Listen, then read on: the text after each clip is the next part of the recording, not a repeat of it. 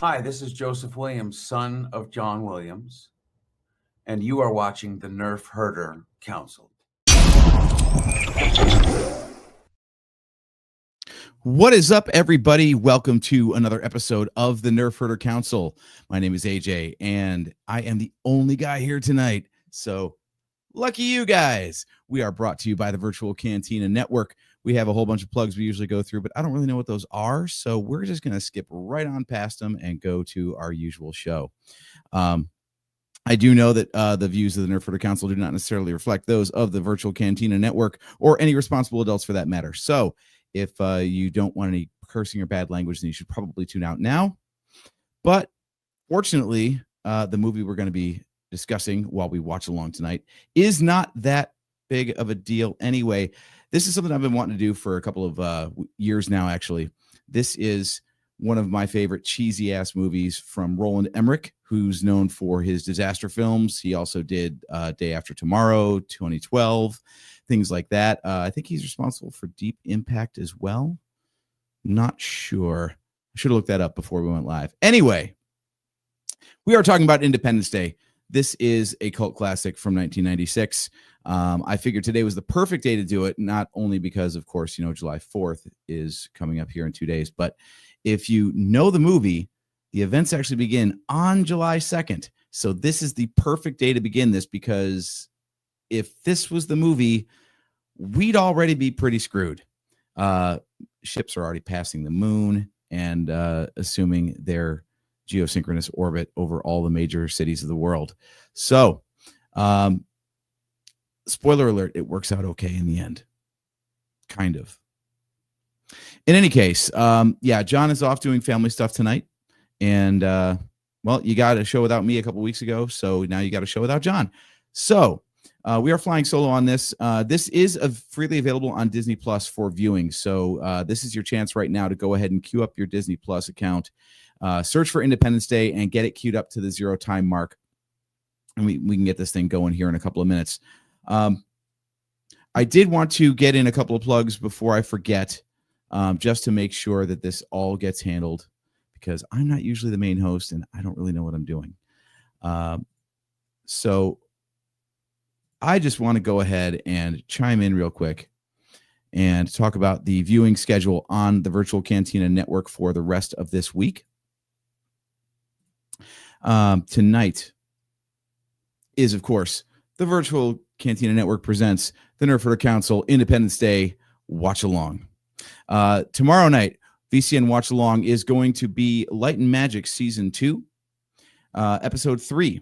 If you haven't seen that season or that series yet, highly recommend it. It is amazing. And then the Jedi Archives are on Sunday, and they are covering the High Republic, Fear of the Jedi. So that is Sunday, July 6th, 11 a.m. Eastern, 8 a.m. Pacific time. We have, I assume, kind of a guest host here tonight. It's JT. This is quite a surprise. What's up, What a man? welcome one, to be sure. How you doing, man?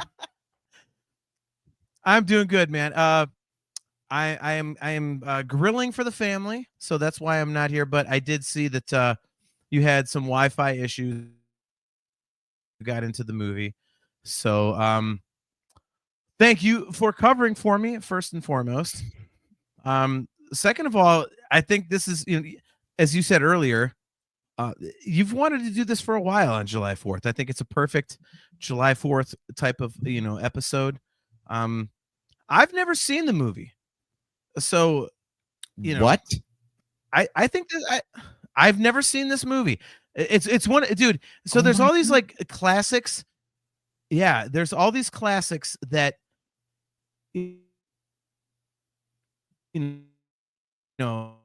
everyone, and this is one of those for me. Like, I'm sure for you, there's certain ones that, like, everyone has just waxed poetic over, and you're like, yeah, I haven't seen it. This is one of those. So, okay, so I've got family coming down here. All right, so this is apparently they don't listen to we're live on air. This is Ali from Washington. This is my wife's cousin. So what up, Ali?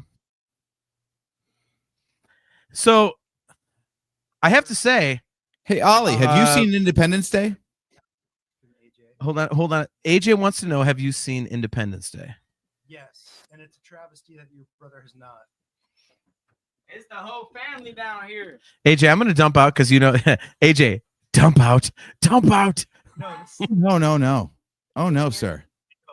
That is not going to happen. All right, so this is my whole family from Washington. Let's see, my grandson. We're right.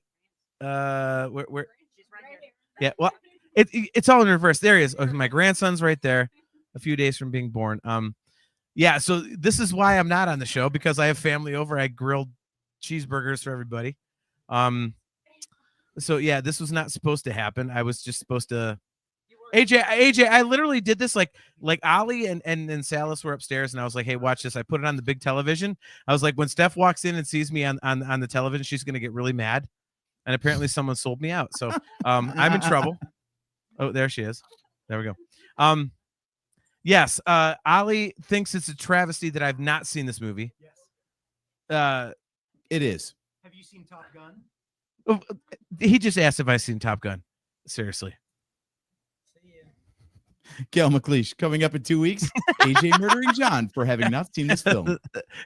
There it is. There it is, man. See, it'd be awesome, AJ. Like, I've got family over, and none of them will agree to this. Ollie probably will.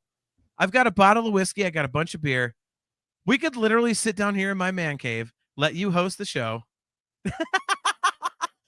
Chastity Crawley. Ollie, make him watch it. Chastity's one of our very best friends. Love you, Chaz.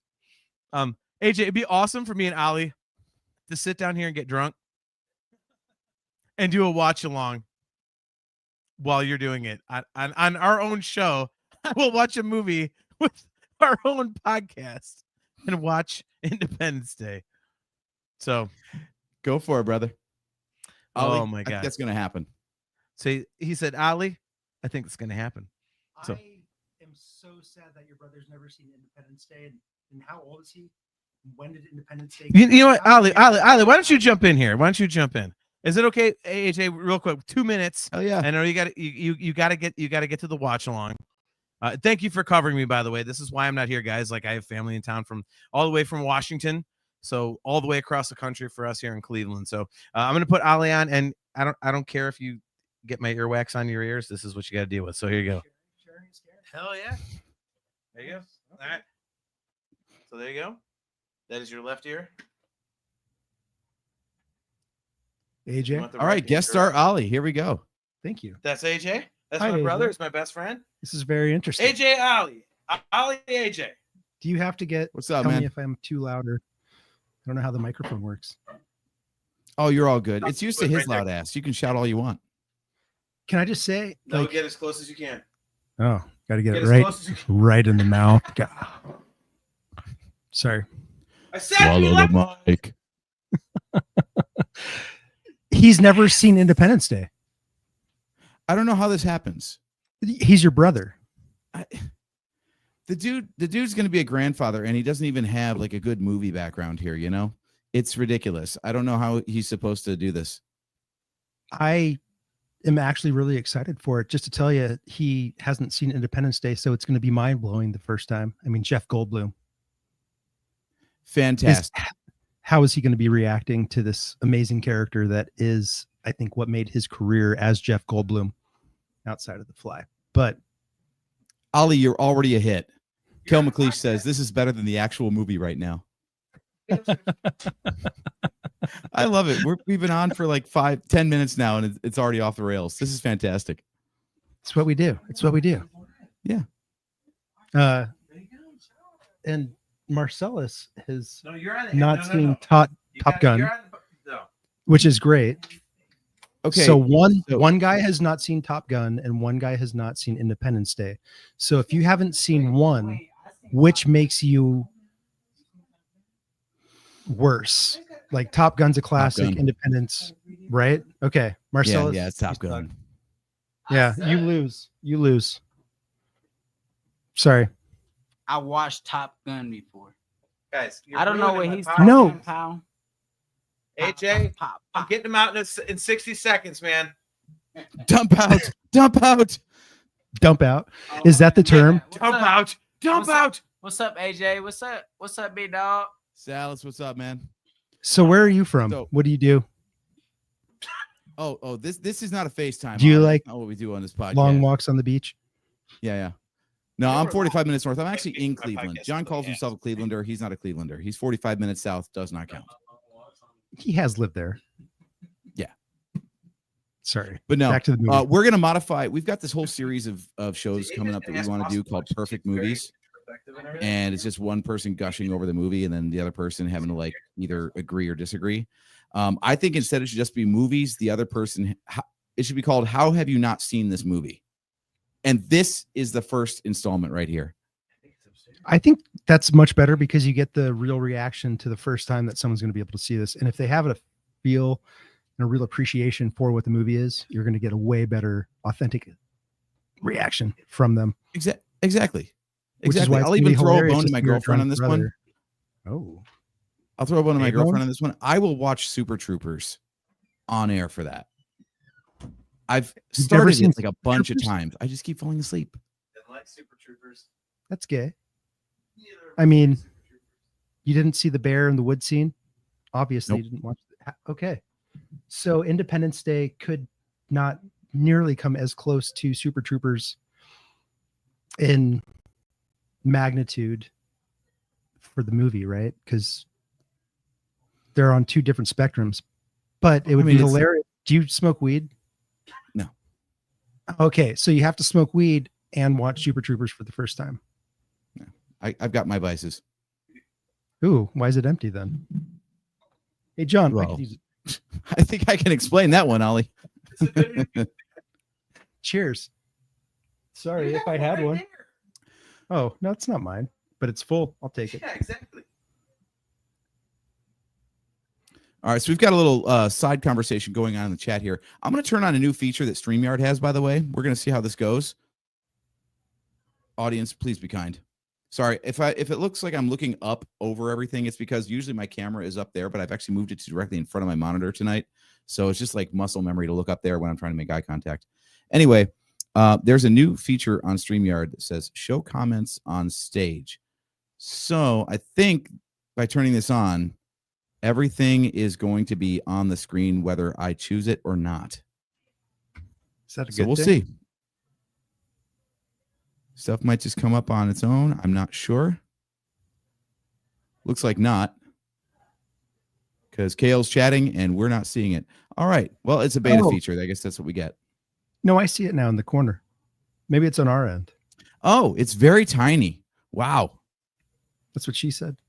Yeah, see. Okay, I mean, I guess we could do it that way, but wow. All right, we'll do it that way then. Okay. So we got to get rolling on this watch along here. We've got a few people chiming in here. Miranda's in the chat. Thank you. Chris Forsyth, good to see you. Chastity Crawley, as always. Even our buddy Jason Cluse is chiming in from Florida, saying basically if we could stall for another 20 minutes, he could be involved. So looks like we got everybody ready to go. If everybody's queued up to Disney Plus to the 000 time mark on this thing, kicks off with the 20th century fanfare. I'm going to count us down in 5, 4, 3, 2, 1, play. He's talking to you. Oh, I hit play? So I could not be like staring at the movie the whole time and actually like be able to talk instead. No, do I hit play? No, you don't do anything. John's not listening. Is he going into the movie? Yes. All right. Well, let me sit down then. Yeah. All right. Thank you all. Thank you, John. Thank you, man. Have my earwax. I'm It's all taking good. whoever's beer this is. So nice to meet you guys. Nice to meet you, Ollie. All right, JT, are you an audience member or are you just going to stay on for the whole show? I'm logging off. Gotta do my family thing. I just noticed that you were late, and I got your text messages about some Wi-Fi issues, and thought, oh man, I better jump in. So, yeah, came in to cover a little bit, and all of a sudden, all hell broke loose. Partially was my fault. Like I said, on the TV upstairs, I told the guys like, hey, watch this.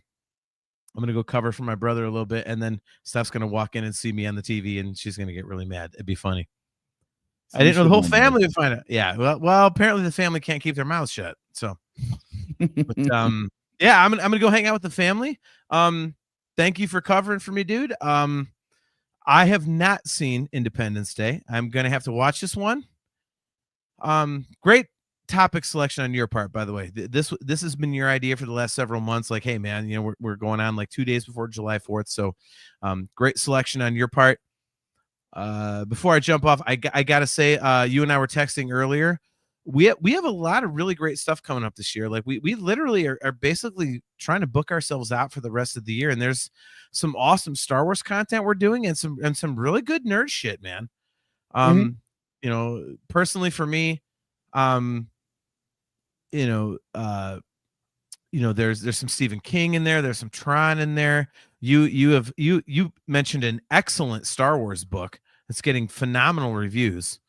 We're gonna do a book review of you know, one of the latest Star Wars novels.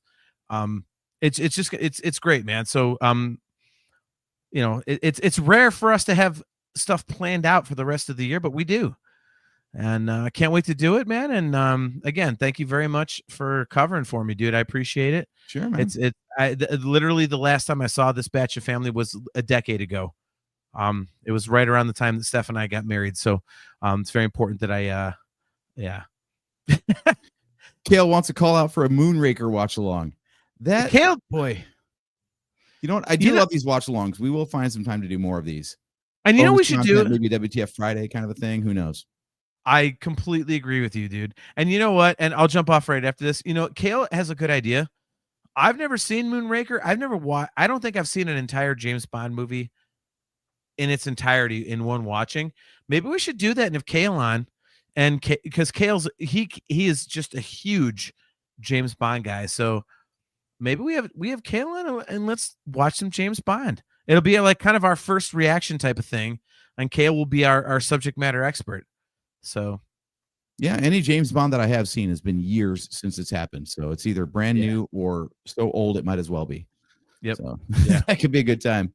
Yeah. All right, man. Well, I'll let you go, man. I know you got stuff to do tomorrow and you got to get to this movie. So thank you very much for covering me. All you guys in the chat, appreciate you guys very much. And much love. AJ, I love you, buddy. We'll talk very soon.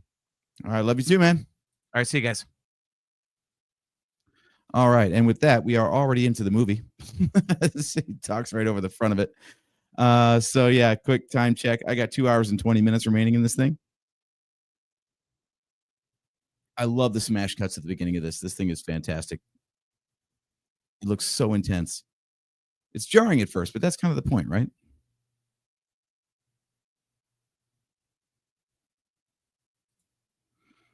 Chris, you have no idea. No idea, man. There is definitely something wrong with that JT guy. But it's not a thyroid condition, surprisingly enough.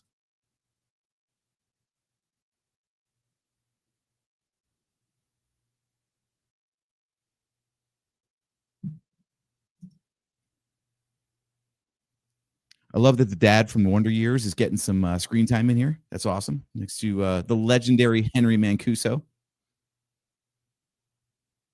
Don't ask me why I even know that guy's name. I didn't have to look that up. I just know that actor's name for some reason. He's in like all kinds of cool shit.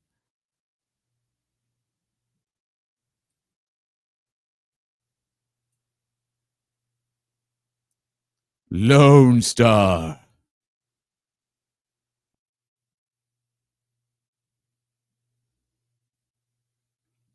I love that we have two presidents talking to each other right now. The President of the United States and the President of the 13 colonies. It's fantastic.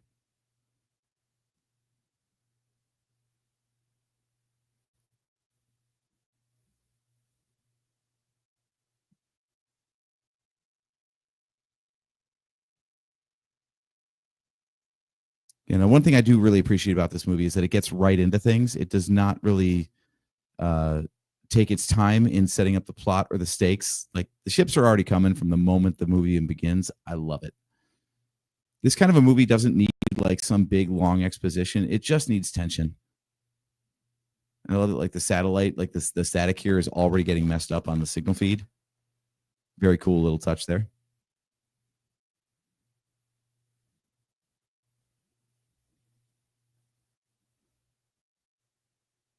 Maybe it's his delivery in this or something, but I still all I can hear and see is Lone Star. Like I don't maybe Bill Pullman doesn't have much range as an actor. I'm not sure, but it's yeah, it's just Lone Star in the Oval Office, which I'm okay with.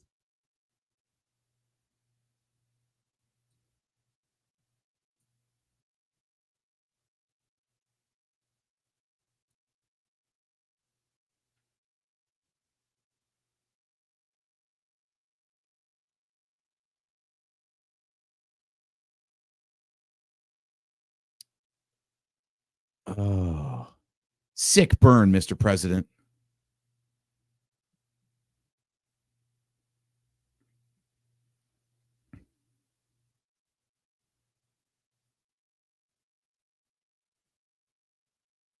Don't worry, Kale. I got it.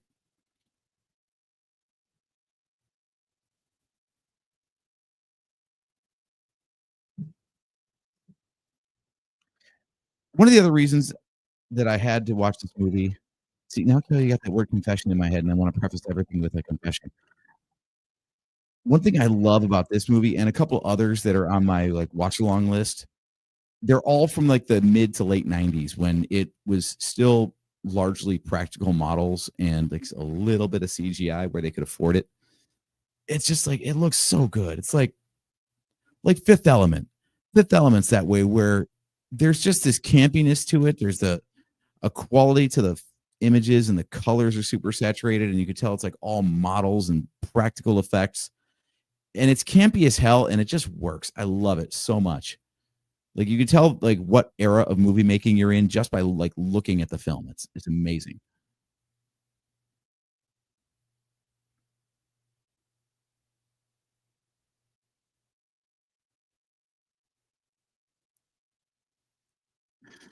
Oh, Judd Hirsch.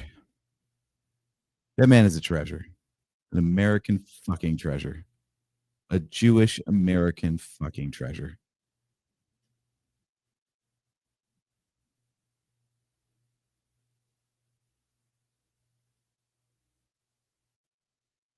So quick time check. I'm counting down. It's exactly 2 minutes and 2 hours and 16 minutes remaining.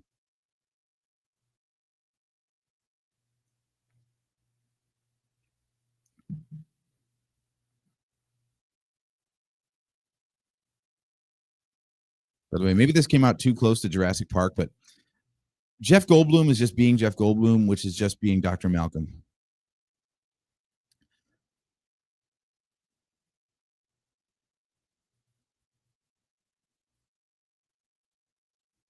All right, can someone help me out with this actor's name? This guy showed up in these movies, and I don't know how anyone with that voice, like it's like the baritone version of RFK Jr.'s voice. It's ridiculous. I don't know how this man ever had a career in theater or film.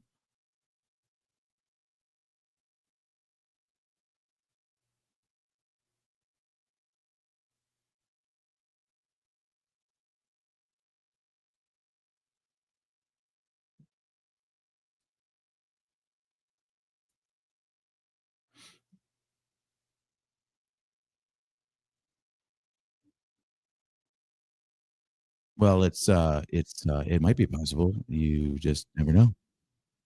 Sorry, I do a terrible Jeff Goldblum.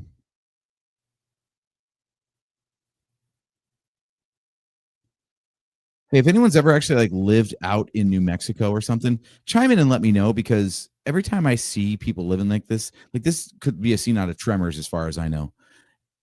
I just can't fathom just like, oh yeah, we all live in RVs in a giant dust bowl and sweat our asses off all day long and stay dirty.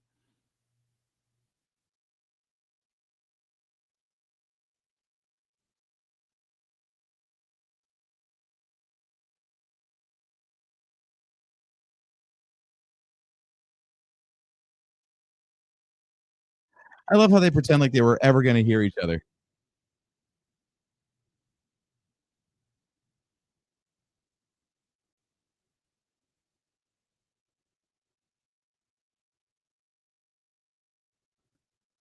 This is fantastic. What a great introduction to the character.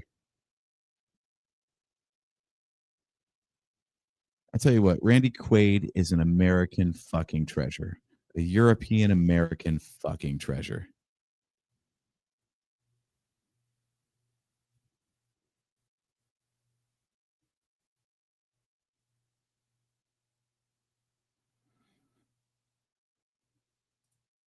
Cassidy, seriously? I cannot believe that people actually live like this. Just everything's dry as hell.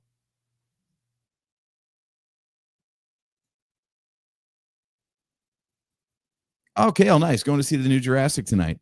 You know, that's another show idea that we've got. Like maybe we'll do it at some point. It's just really hard because we want to compare trilogies, and that means watching, 4 terrible movies just for 2 decent ones. And I won't even specify which ones are which, but yeah, that's a pretty high ask for a podcast.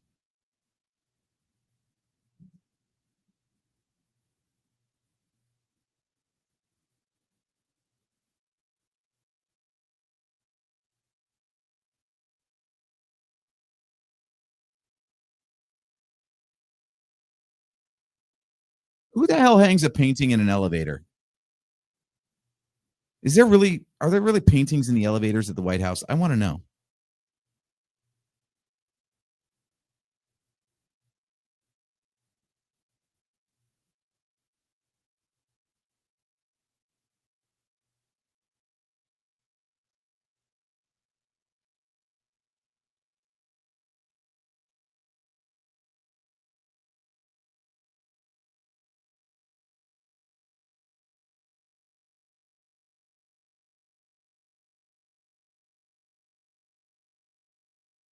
I love how cranky everybody is. Like they're trying to do their jobs, but they're all like pissed off about it.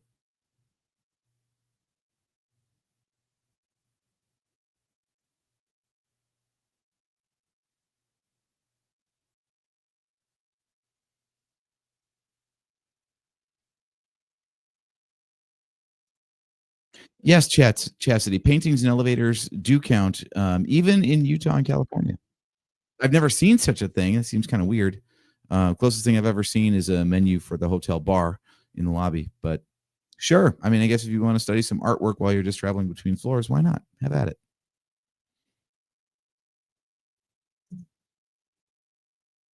These effects still hold up. This cloud front rolling in, and I mean, from what little I've seen in movies, I guess that's how it would work. Like there's like the reentry burn, and then the cloud front would like precede it. So that's why you get this like flaming cloud front coming in.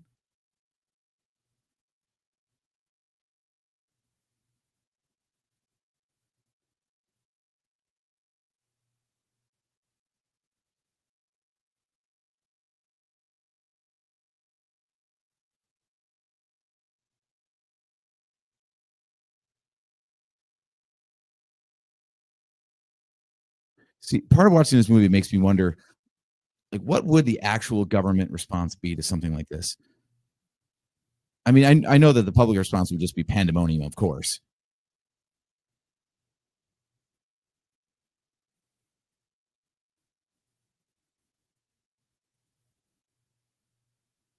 Spoiler for a few minutes from now, when they uh when they lay waste to Los Angeles, I really don't feel anything for that.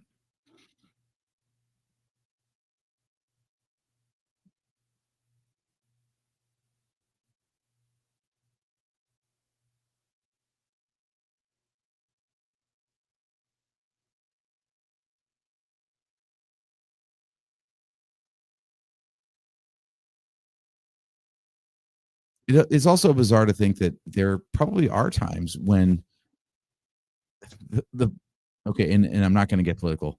This is not a joke, but like there's probably times where international news is broken by the White House watching cable. I think that like that's their best source of information is publicly accessible cable news. Chris, you are absolutely right. LA is a lost cause. Star Wars is the only thing that will get me to go to Los Angeles, and thankfully, I don't have to do that for 2 more years. So,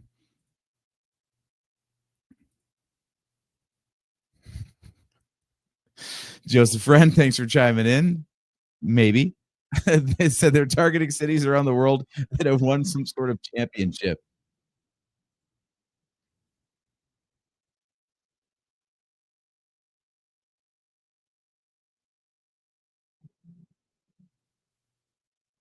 Oh yeah, we are not fucking around, as they say.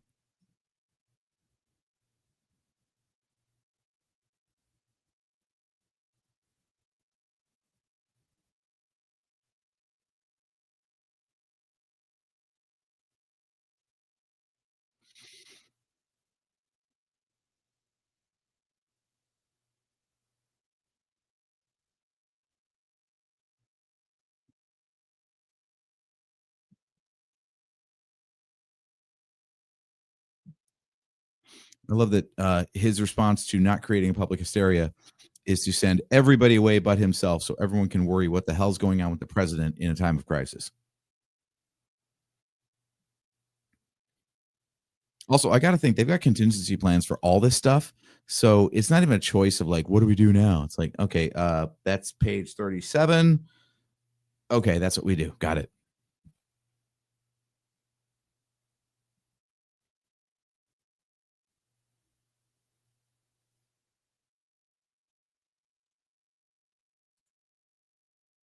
Hell yeah, Chris, 50th anniversary of Star Wars. Wouldn't miss it for the world. I don't know what they've got cooked up for it, but it's going to be awesome regardless.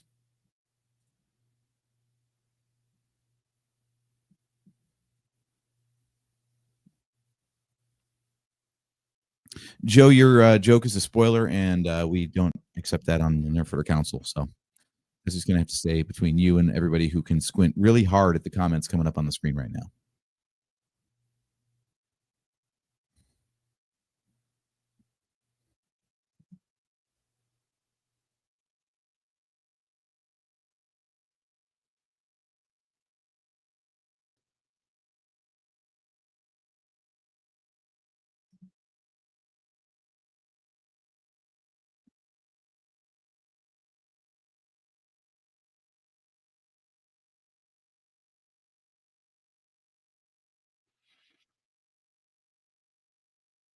At least they've got some priorities right. Like when they're shoveling off like all the like key government officials, the vice president goes and secretary of state and all that, but the head of the CIA and the press secretary stay right the fuck put.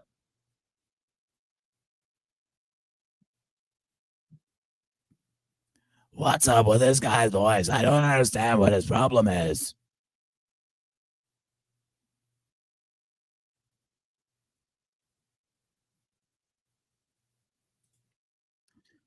Sorry, Joe, I do not have any Independence Day Lego sets in my collection. I actually did a search to see if there was anything out there to buy, and the answer is I don't think so. Not exactly on short notice anyway. By the time we settled on this topic, so that's going to have to be for some other time.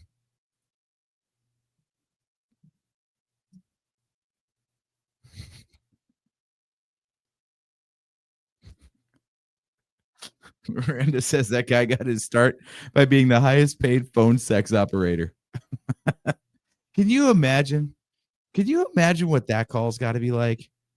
I mean, he's either making a shit ton of money or none whatsoever. I mean, I guess everything works on OnlyFans these days, but damn.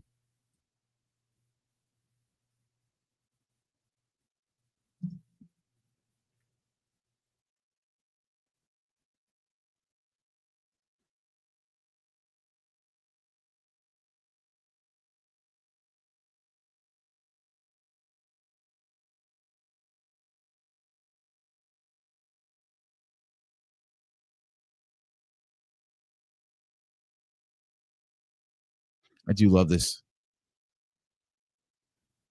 The arrival scenes are probably some of the best.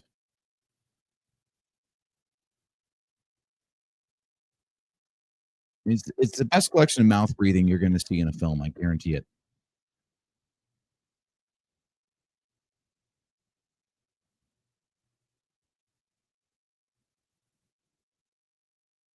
Also impressive for the time is this giant shadow casting because they didn't actually do that, of course. So that might be like a little bit of CG. I think. I don't know.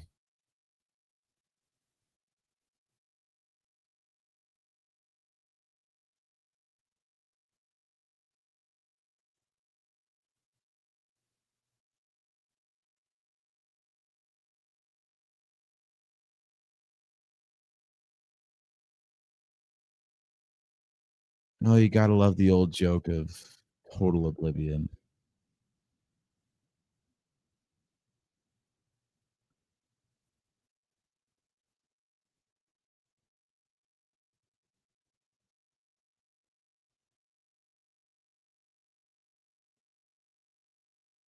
That's a great shot right there. That's a great shot with the shadow being cast over the south lawn. Is it south lawn? I don't know. It's a lawn anyway.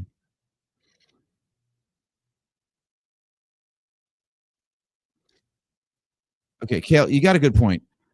How they hold off Will Smith for over 20 minutes in this movie is kind of absurd and criminal. I'd actually forgotten how much I just friggin' I love, early era Will Smith before he really had confidence in his acting and started doing dramatic roles, and he was just like pure comedy relief after Fresh Prince. Amazing.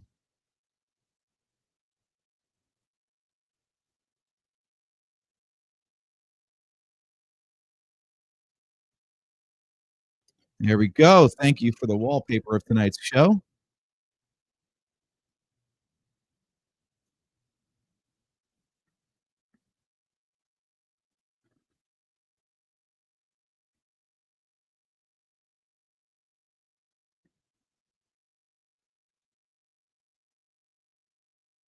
New York's another city that I really don't feel anything for when it gets destroyed.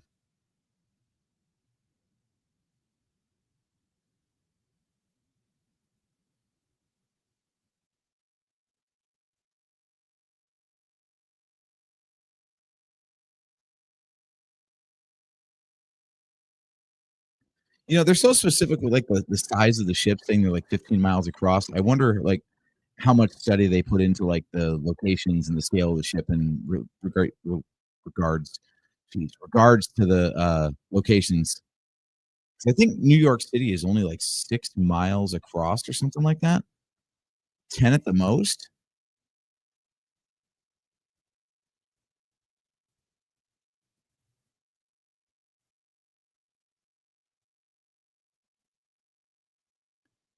Okay, I want you guys to track this now. So he's just realized that this signal is a countdown, right? Now, keep in mind what time of day it is when all this is happening. And then keep track of that time until the attack actually starts.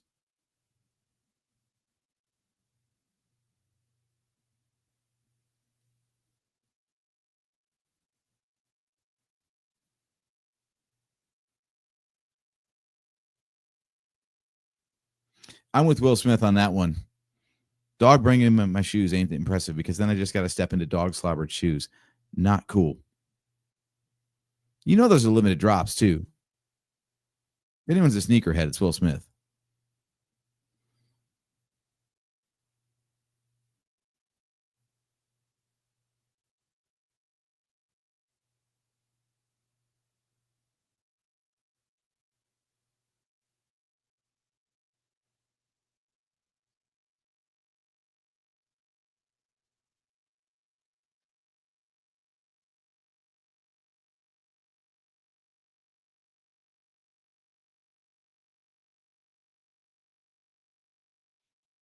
Oh, there's the kid speaking truth to power.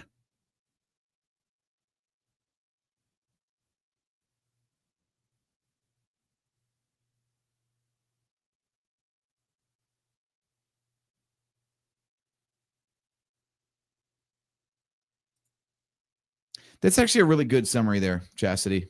Yeah. Will Smith blowing shit up and Bill Pullman eventually blowing shit up. Actually, Bill Pullman doesn't, I don't think. Oh, wait, no, he does. He does. It just takes 2 shots to do it. He's the only guy that thinks maybe we should try shooting twice.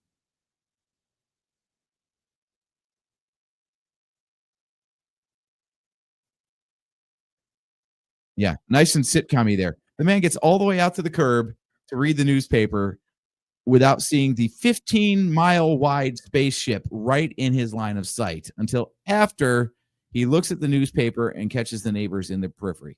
Uh-huh. Look, this movie's ridiculous. We all know it. I just, want to point out.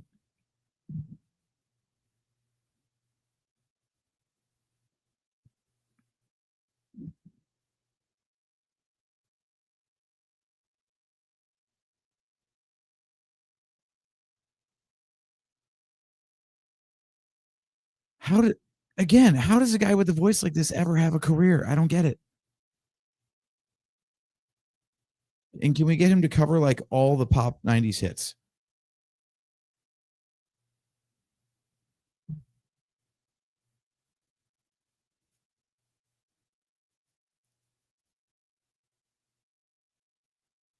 Life finds a way.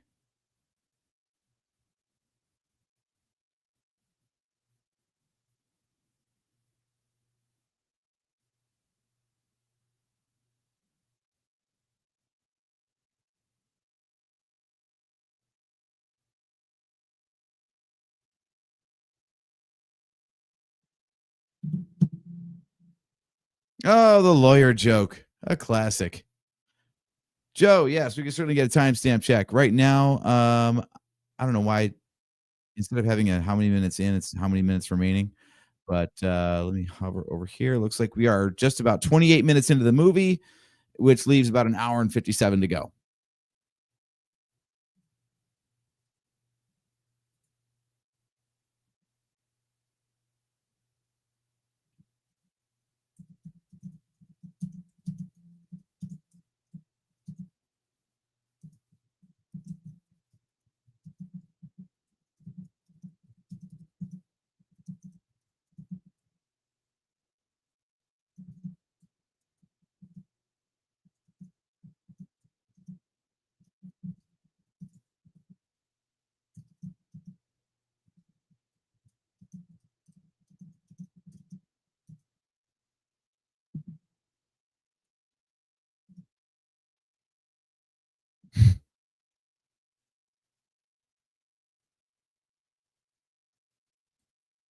Kale, I do not know how yours would be longer than mine. If there's some sort of like extended version or something, not that I know of, but maybe Disney Plus is streaming a different version where you're at. Like I said, remaining time, I guess, is the best indicator. Right now, it's pandemonium in the streets of New York, and Jeff Goldblum is riding his bike through all of it.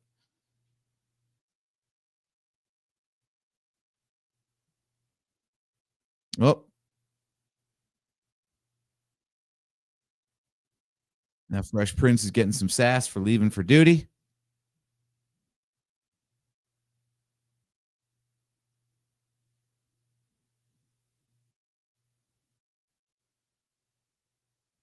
There is some good writing in here. I do love that. Like, if someone asks you, like, why are you freaking out? All you got to do is show them the giant 15-mile wide fucking spaceship. That's a good reason to freak out.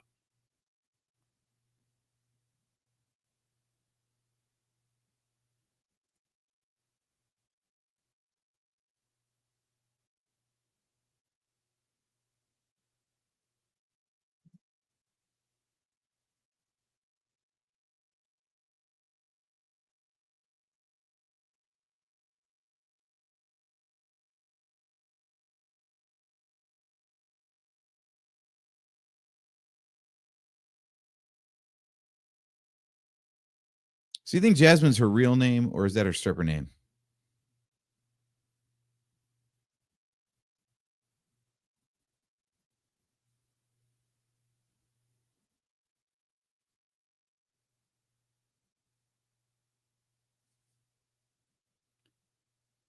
Kale, you nailed it. It's absolutely that. Yeah, when a giant spaceship shows up, it's time to go to work.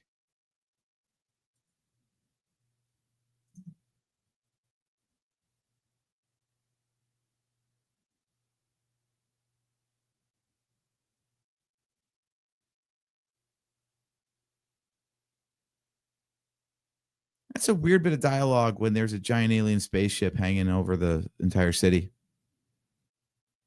I feel like all this dialogue, all these interpersonal relationships, eh, I think all the talk would be on the giant fucking spaceships and not so much on the interpersonal drama. This is realistic. People just freaking the hell out, looting.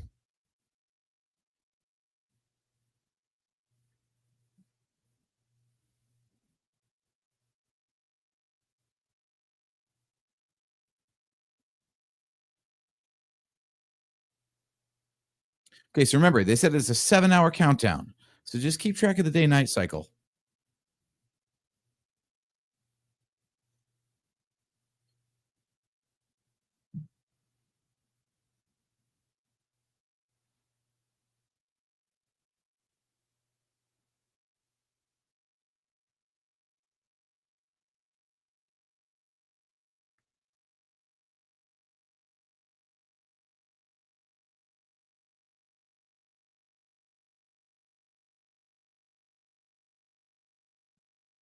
I think that actress is just a harbinger of doom. After seeing, what happens in this movie and what happens to the 13 colonies when the Cylons attack, I think you just keep her out of your shit and you'll be fine.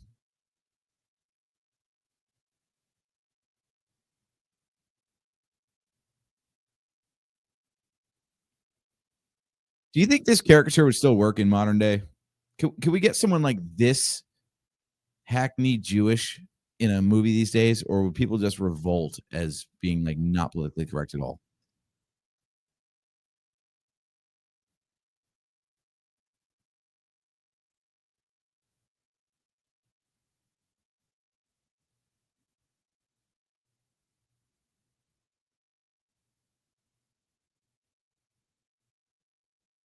Crop dusters should be arrested. That is gross.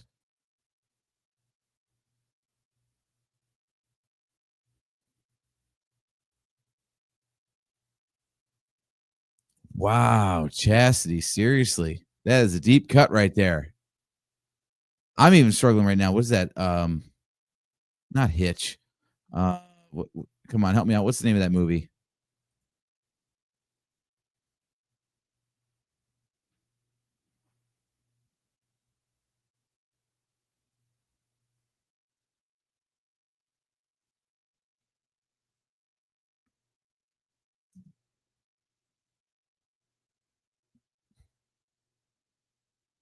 All right, so I'm already confused. So it's nighttime now, and the ships already showed up. Mind you, the ships showed up on the East Coast in the morning. So that means that it's already like 3 to 4 hours, but 3 hours earlier where they're at out in New Mexico. So let's put it like 5 a.m., 6 a.m. because there's already sunlight when they're crop dusting or whatever. So we'll give them the benefit of the doubt. Let's say 7 a.m. It's a 7-hour countdown, which means it should be 3 in the afternoon right now, and it is pitch fucking black. I do not understand how time works in this universe.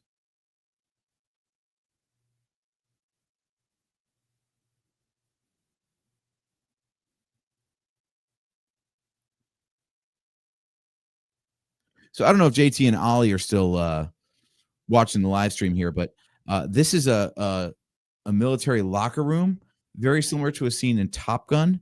So Salas, I think you need to maybe just pay a little bit of attention. This is nothing like Maverick and Iceman.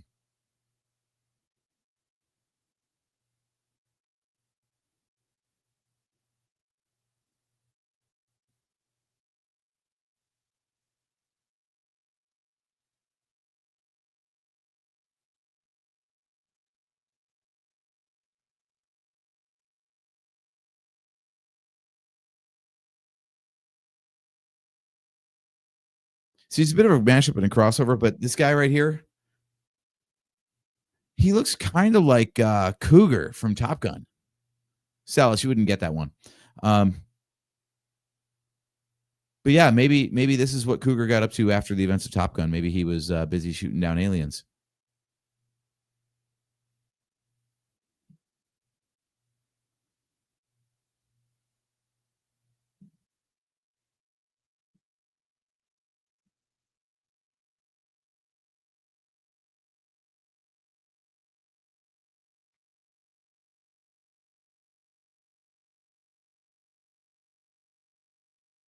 Yeah, I do love that. Exactly what Joe's talking about here. Yeah, there's giant friggin' spaceships hovering in the sky and everything. But yeah, let's keep the strip club open.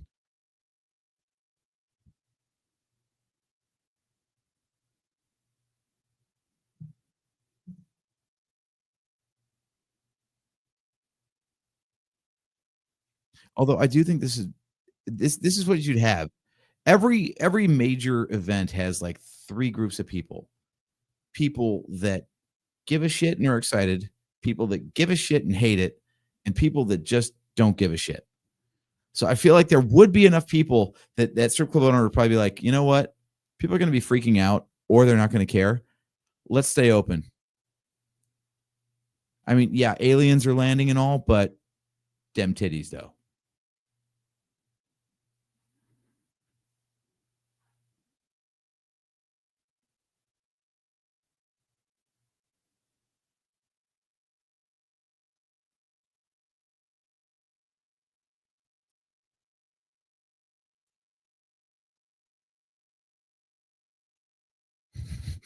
Chris, you're absolutely right. That is how COVID worked. Everyone stay home unless you're going to get more liquor.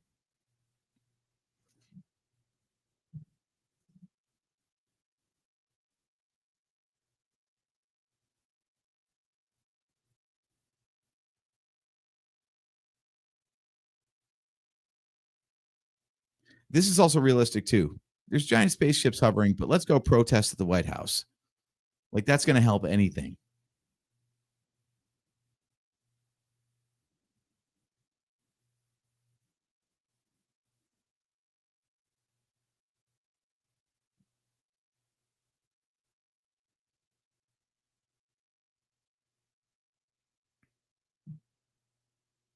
You know, I don't even mind.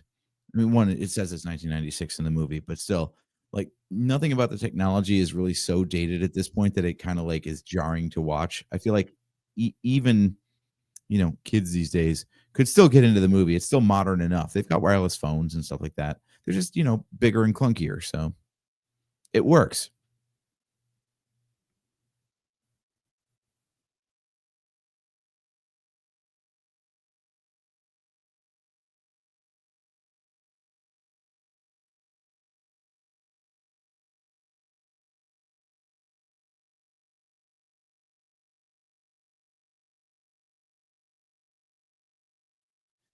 Yeah, I don't understand this whole visual communications device. Flashing lights at them doesn't seem like it would make a damn bit of sense.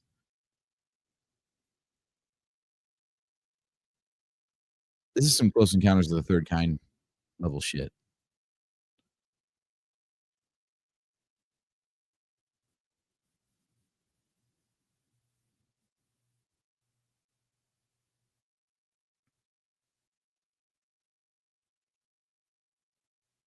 Why does this guy have to be so Jewish?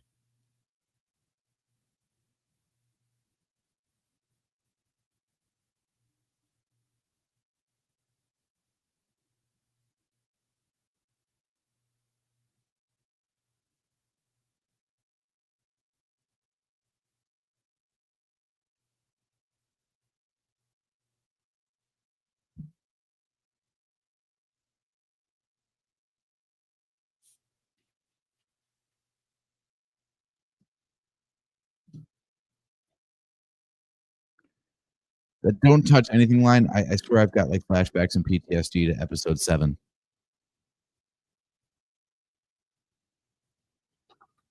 And don't stare at what? All of it.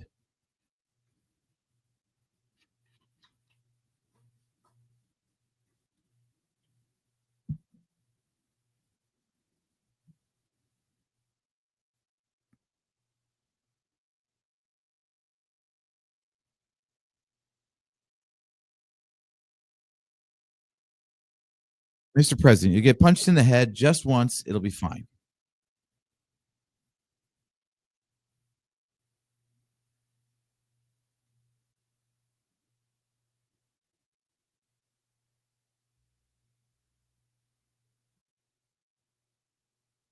I do like, I mean, the guy's got no reason to like Jeff Goldblum at all, like most of us. But he does listen. So the president is not like a complete moron. You'd like to think that, you know, the guy with the highest office in the land of one of the most powerful countries in the world is not a fucking moron.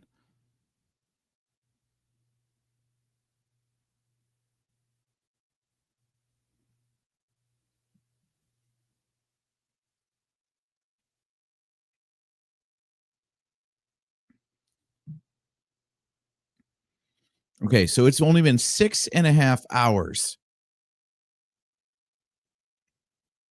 It's July in Washington, which means sunset. Let's give them the benefit of the doubt and say it's like 8:45, which means it must have already been like 1 o'clock 1:30 at the latest when this countdown started.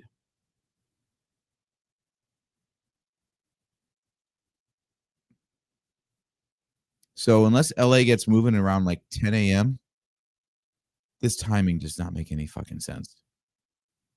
And I really don't think they had to make it nighttime just for dramatic effect.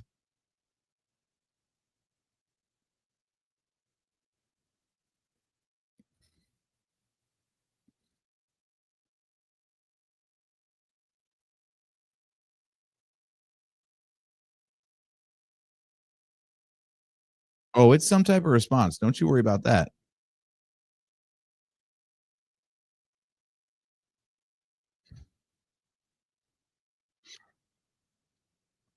I love the awkward cut there.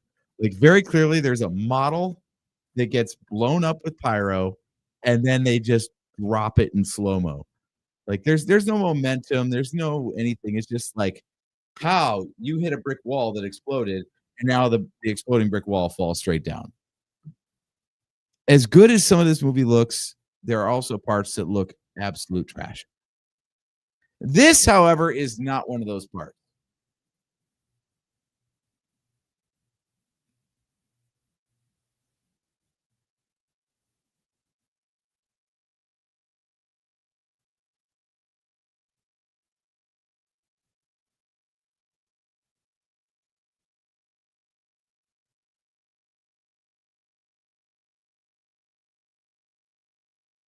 They do make these people easy to root for. At least, you know, the people who are trying to escape that we're following do take their dog with them.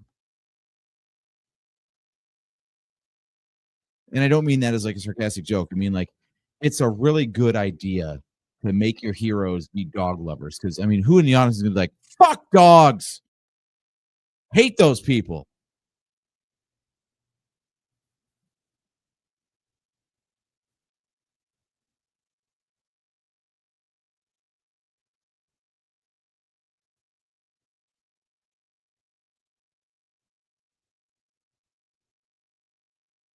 I'm not sure that's how therapy works.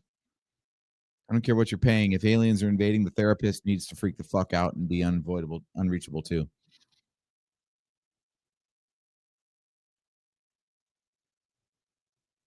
So curious for everybody watching along here. Exactly what would you do if the entire planet was surrounded by alien spacecraft? I've never really thought about that. Like, hmm, like there's really nothing you can do actively. Would you run for cover, try to gather like your loved ones? Would you just go about your business and hope that they're not here to do this?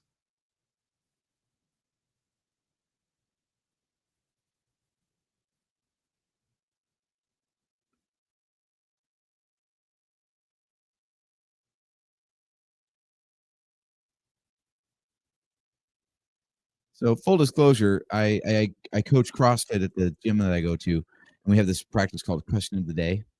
It's supposed to be just a quick little like socialization exercise between the warm up and the workout, so people can just get the, like the community aspect, build the socialization amongst everybody.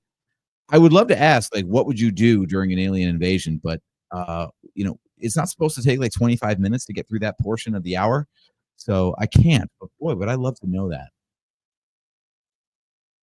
So all you single folks out there, there's a good icebreaker for you on your next first date. Is what would you do in an alien invasion?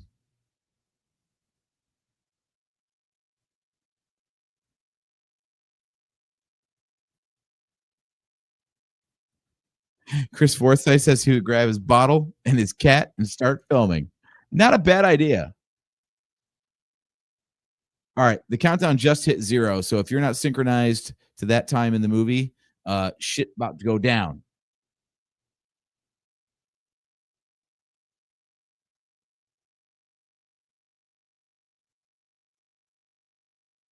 Okay, I do love this moment. The effect is amazing. It still looks great to this day.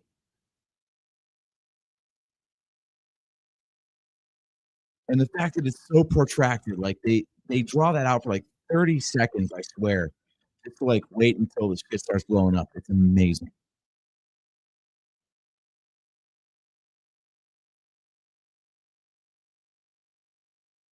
And this is what I'm talking about. Like now you would just have like digital cars flying everywhere because who gives a fuck about pixels? Pixel lives matter, by the way. But no, they just chucked cars. Like real cars got thrown onto other real cars, so real cars could get blown up like they had just been tossed by an explosion. I love 90s movie making.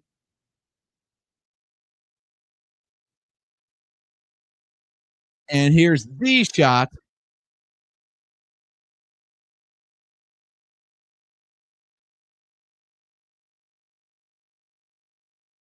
I will say, as much as like the dream sequence in Terminator 2 gets all the praise for like the nuclear explosion and everything, this movie's got it beat by a mile.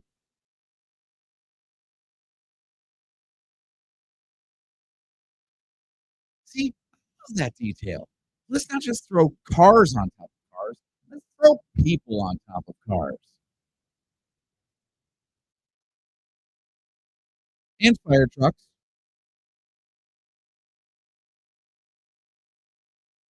Yeah, that was Congress. That's fine.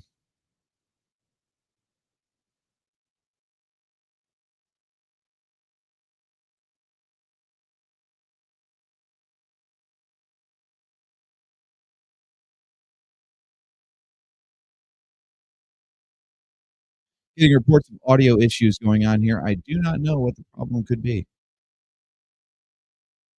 Run some tests here.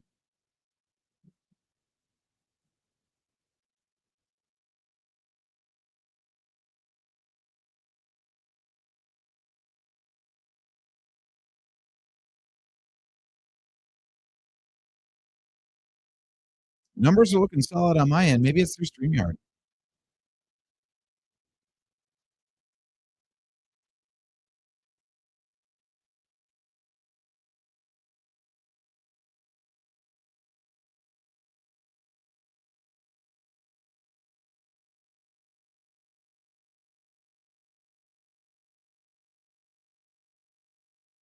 So I won't bore you with all the details, but I watched a very long video today that was posted in my work Slack channel.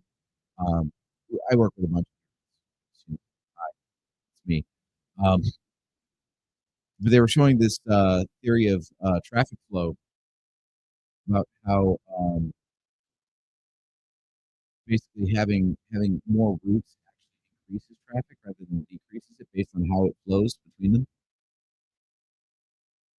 And yes, of course, I was thinking back to this movie. Come on, Boomer. Love it. Good boy. Good boy, Boomer.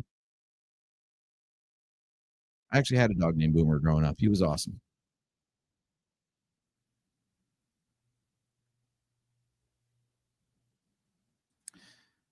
Discuss Metal Joe. Science question. So, what is a giant burning cloud of fire that would engulf everything in its path? You mean like coming from the giant alien laser? I don't actually know. Like when it's a nuclear bomb, we know exactly what's causing it. But as far as giant blue alien laser, I don't know. Maybe it's a nuclear laser.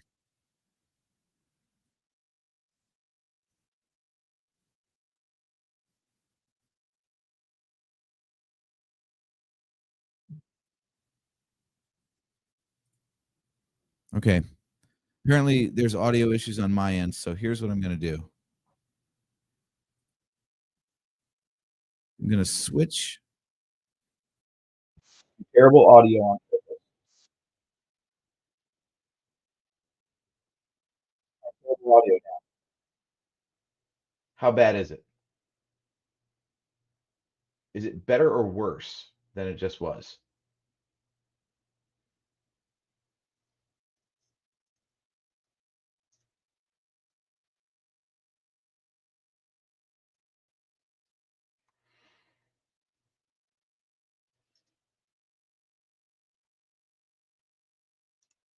Okay. It should be worse. That's my earbud. Now we're back to my mic. So apparently, whatever my audio issues are, they're not for everybody. So I don't know what's going on.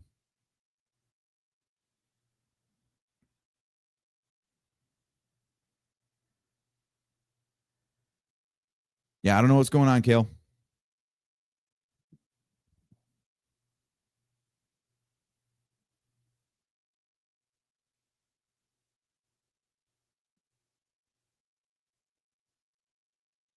I mean, this is my primary mic. This is what I've been talking on all night. So I don't know what the problem is. I went from this and then deliberately made it bad by talking through this earbud. Now I'm back on the main mic. So I don't know.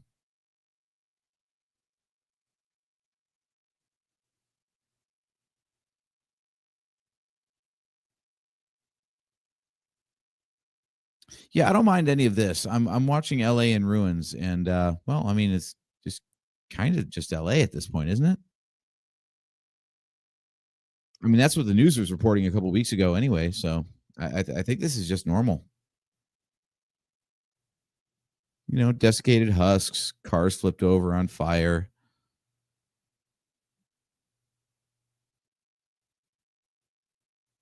You know, it's like if the Lakers won the championship.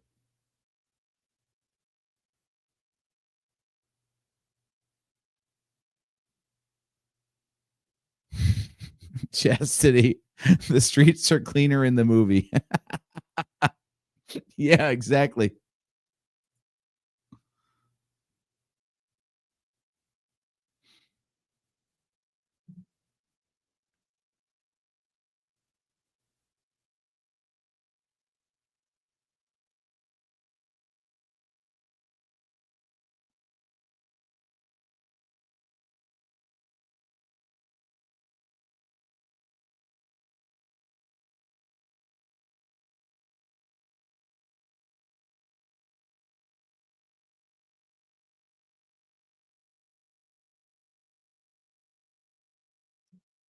Dude, these guys are such caricatures. Oh my god. Like, there's not a genuine word between them the whole damn time.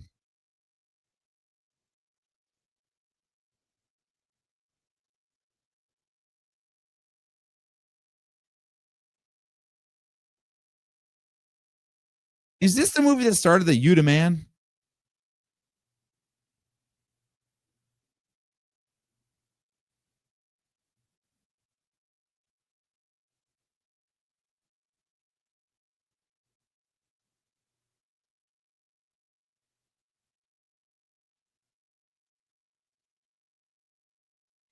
I do love the scope of everything, like Joe's talking about here. In contrast to other 90-minute disaster movies made in the last 20 years, one of the main reasons this movie succeeds is it treats the story like an epic. Even though it's campy, they take time. Absolutely true. I love that, like, you know, okay, so it's a 15-mile wide spacecraft. We are sending dozens of fighter jets at it because you're not gonna like send up like 2 or 3 and see like, "Hey, I wonder how this works." No. You're trying to shoot down something 15 miles across. You're gonna send everything you got.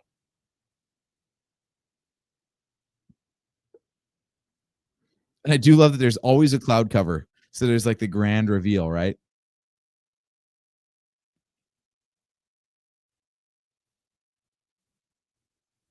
Now, I don't know, anyone in the chat, help me out. I have not actually seen the sequel yet, but it kinda landed like a wet fart. So anyone who's seen both movies, explain to me why the second one was so poorly received.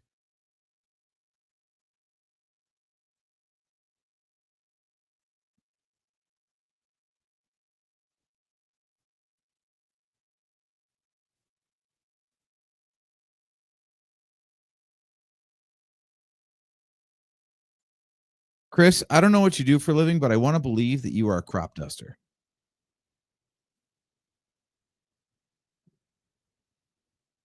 Not in the gross way.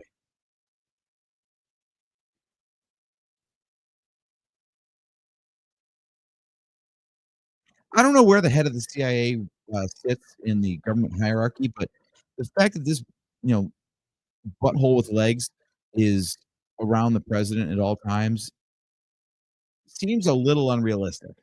I don't think he really has any that job has anything to do with an alien invasion. Just saying.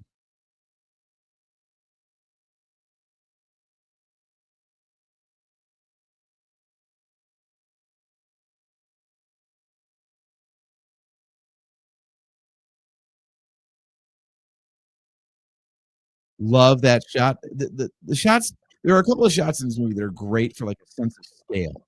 And when you see these, like, these little blips against this, like, wall of a spacecraft, it's just amazing.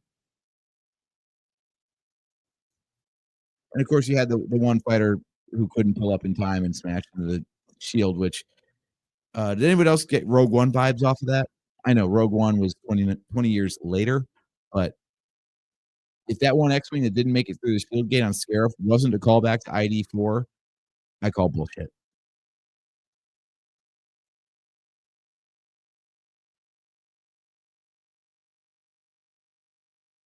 I love this sound design of the alien craft as well. It's so weird and it just cuts right through.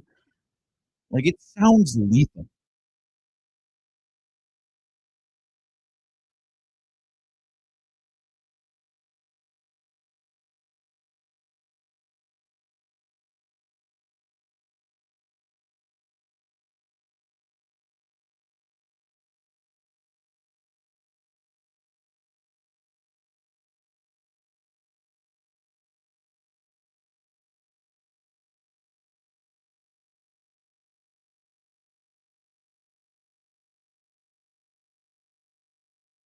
Oh, he said deck. Okay, that makes way more sense. Never mind.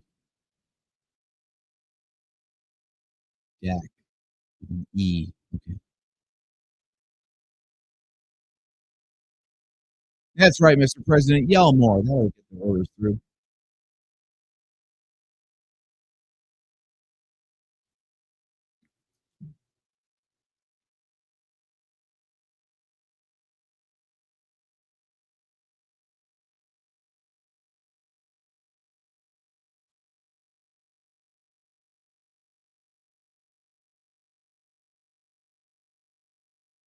It's weird how many times this guy calls Will Smith Big Daddy.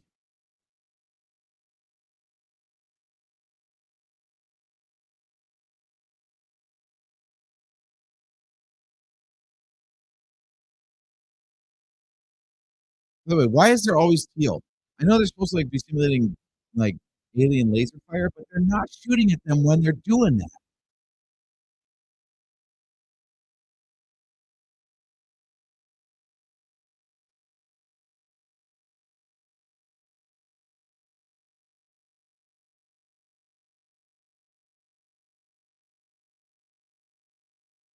I think this movie holds the record for most cigars held in teeth without smoking them.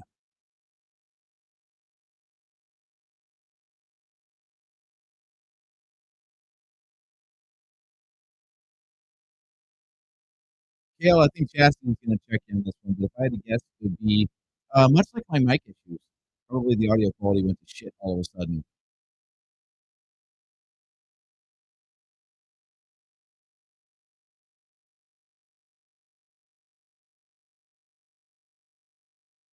Yeah. Okay, so this is the scene exactly where I begin to like absolutely love Will Smith in this movie.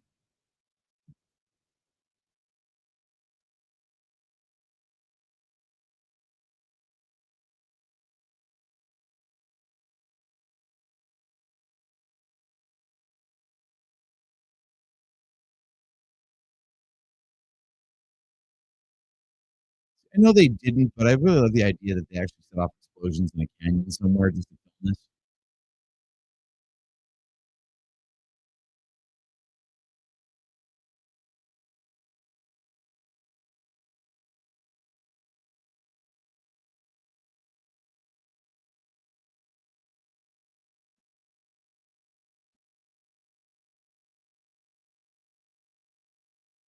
Love it. Love it. This is all peak Will Smith. By the way, Chastity, you tell me how realistic is that landing? I heard that like military parachutes are utter bastards. Like they will save your life, but they might break your legs in the process.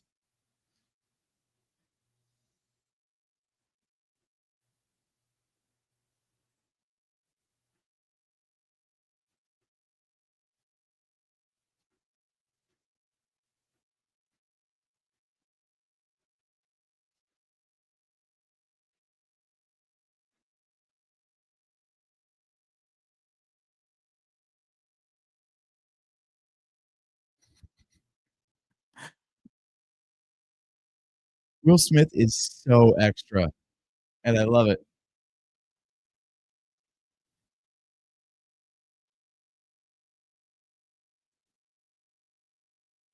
There we go. There's the tagline right there. Quick time code check for everybody. Disney Plus, my version has an hour and 22 and 15 seconds left.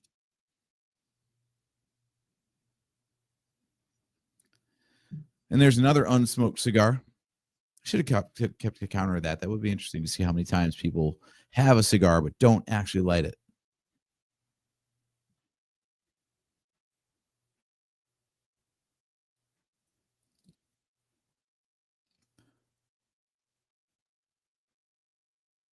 So now we're just in straight Mad Max now.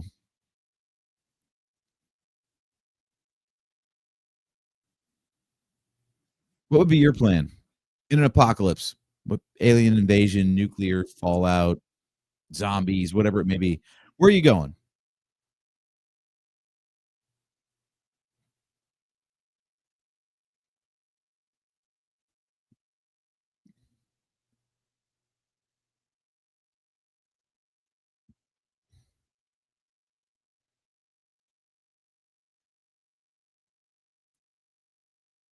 Oh, Chastity, that sucks.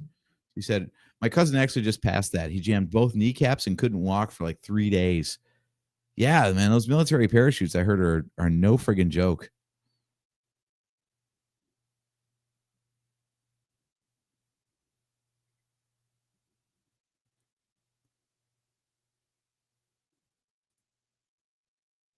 Yeah, was this true? Like, was it the 90s when the master settlement agreement went in? And the only reason I know that is because I used to work for Marlboro back in the day. So was the mid 90s, was that when they couldn't like depict smoking in TV or film anymore? I wonder about that.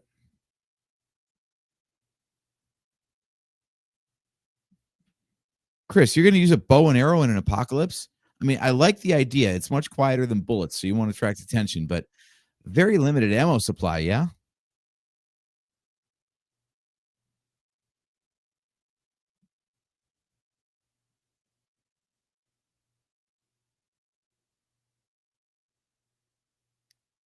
They've taken out NORAD Jones? No.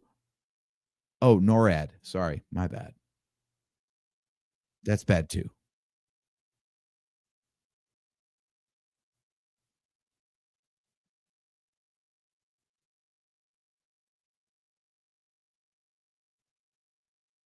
Hey, everybody listen to the old Jewish man.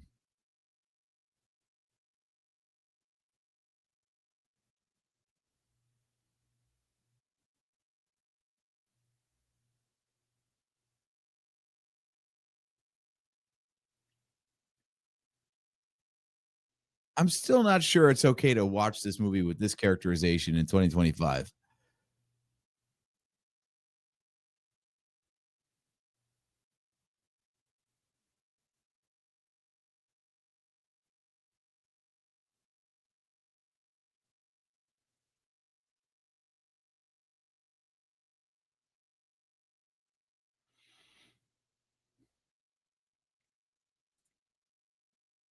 Kale, to answer your question about arrows, semi-renewable resource. I mean, I played enough Zelda Breath of the Wild to know that if you miss a shot and you go find it in the long grass, you can reuse it. Outside of that, though, unless it's bokoblins, I'm not really sure how reusable those arrows are.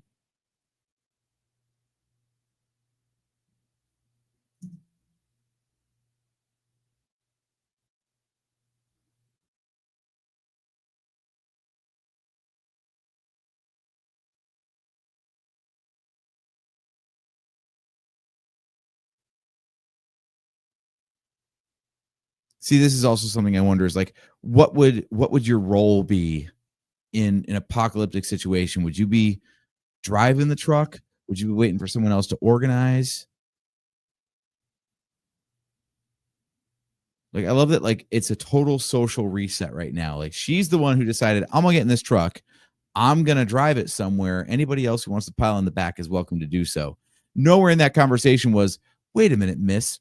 What is your job? What qualifies you to drive this truck?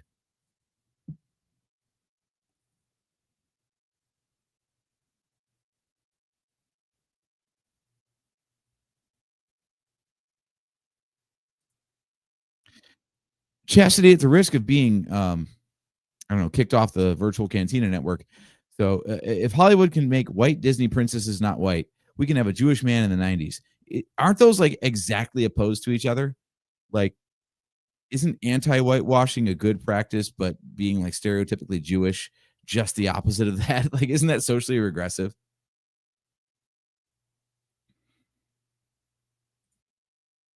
Chris, I agree with you. Be Negan. How do you deal with an apocalypse? Be Negan.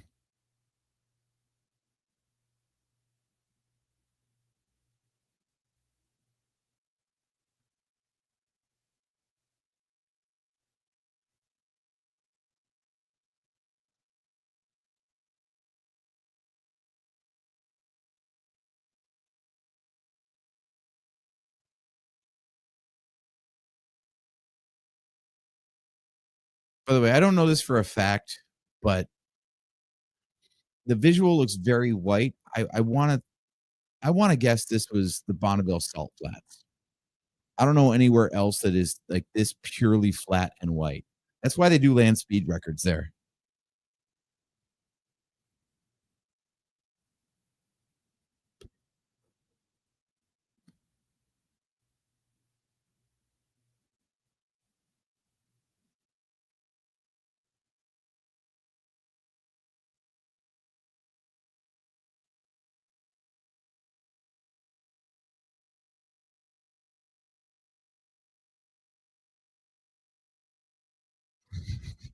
Kale, you're right. That's a good line right there. I could have been at a barbecue.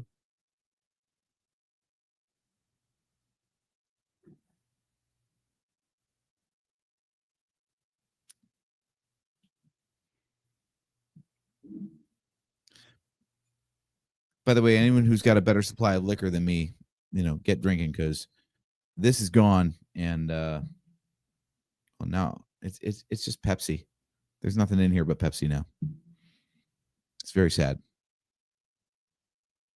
We can mourn the millions dead, or we can mourn the lack of whiskey. For me, losing whiskey is more important.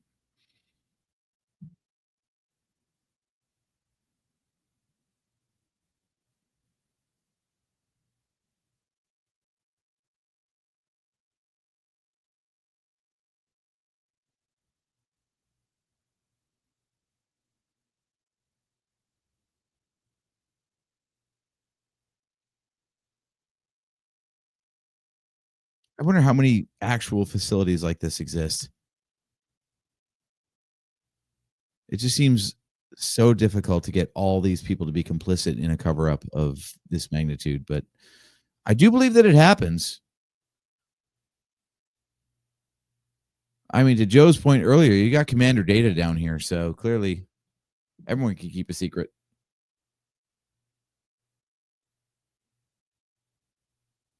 This does blow my mind. I remember seeing this when it first came out, and to see Brent Spiner in this role, I'm like, wait a minute. This guy plays Data, and I don't mean like played Data. This is mid 90s. Like, Next Generation was still a thing, making their own movies. So this guy was still being Data, and he did this movie. I'm like, oh my God. I mean, the great part is, though, they kind of like aged him up and made him look like shitty and haggard in this. So at least when they came back 20 years later and did a sequel, they really just had to like not bother with the makeup anymore. It's like a Palpatine situation where like Ian McDermott was like 35 when he played the Emperor. So then 30 years later, when he had to play Chancellor Palpatine, he just aged into the role. It's pretty clever.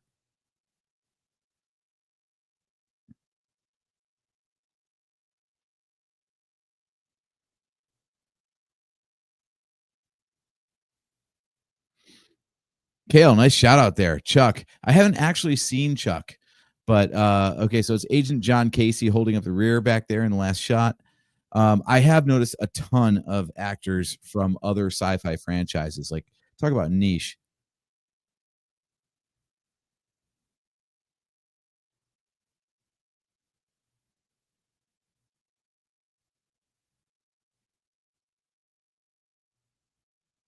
Now, I don't know if the guy in the back of that last shot was the same guy who plays God, I'm blanking out. He's in Firefly. He's got the woman's name. Come on, Joe, help me out. You know who I'm talking about.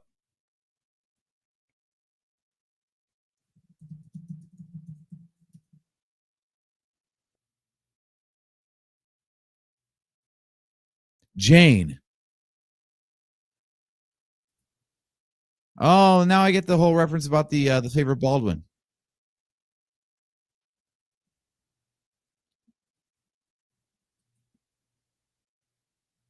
You know, for as cheesy as this movie is, they do actually take time to explain certain basic things like, hey, they're aliens and we have, you know, temperature ranges and air on this planet. How can they deal with that? And they're like, oh, because they need the same temperature ranges and air. That's why they're interested in coming here in the first place.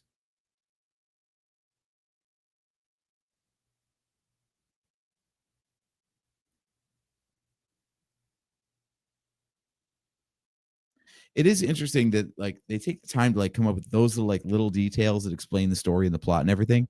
And then they also just throw logic right out the fucking window with the time tracking of 7 hours. And also, uh, my mid 90s laptop can totally hack into their alien computer system and upload a virus.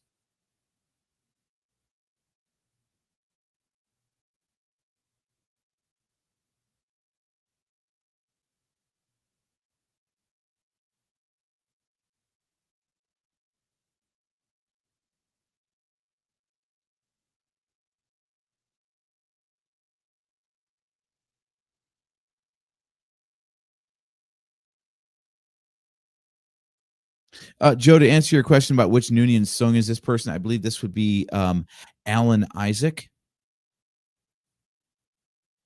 It always has to be AI, and Alan sounds like alien. So I think that's what we're dealing with here.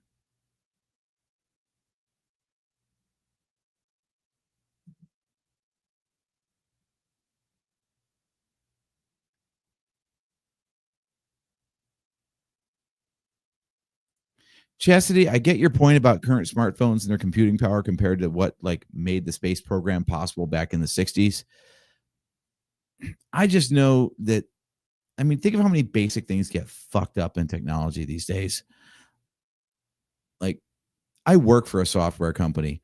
We just had to delay a software release by 36 hours. And I mean, like software development hours where people were actively working on a problem just because there was a semicolon out of place and it caused us to not be able to upload our files to our server. So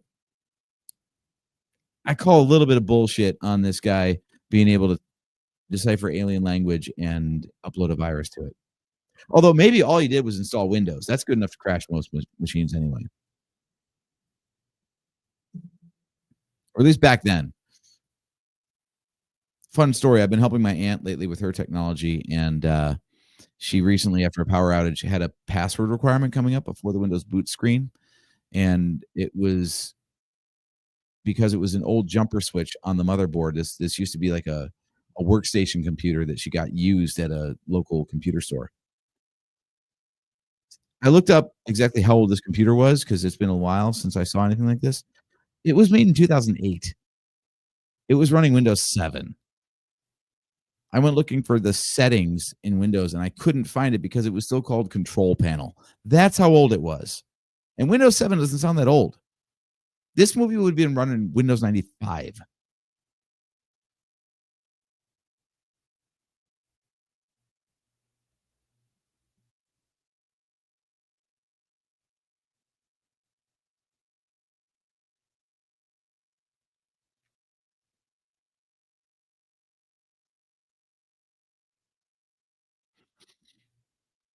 See, one thing I like about this scenario is they're hitting the most populated areas, right? Which means, as far as I know, most of this audience that's tuned in right now is not anywhere in those cities. So we just got bumped up on the priority list. Like all of a sudden, like I'm I'm a Delta hub now because you know Cleveland is one of the biggest cities still standing at this point. So, and as long as I leave Chicago alone and I can get pizza, I'm happy.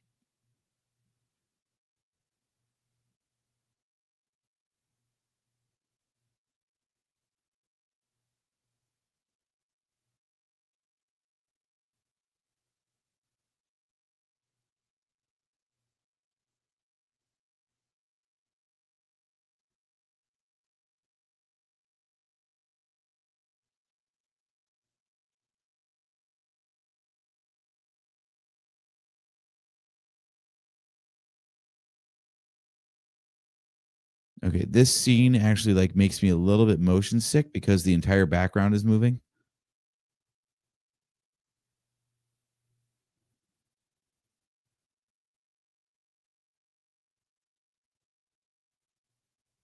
Joe, you don't even have a team, so shut up. Still no Super Bowl ring. Yeah, well, the greatest show on turf said, you know what, St. Louis ain't big enough for us, and they left your ass. So how does that feel? In fact, they left your ass twice.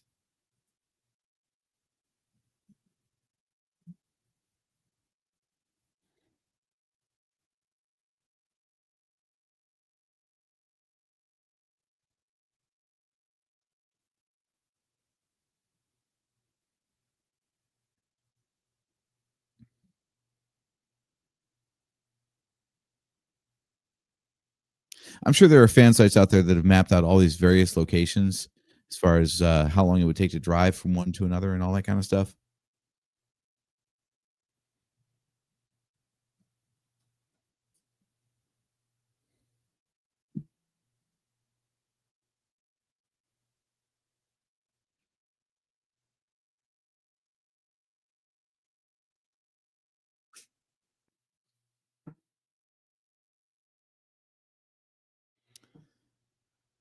Oh.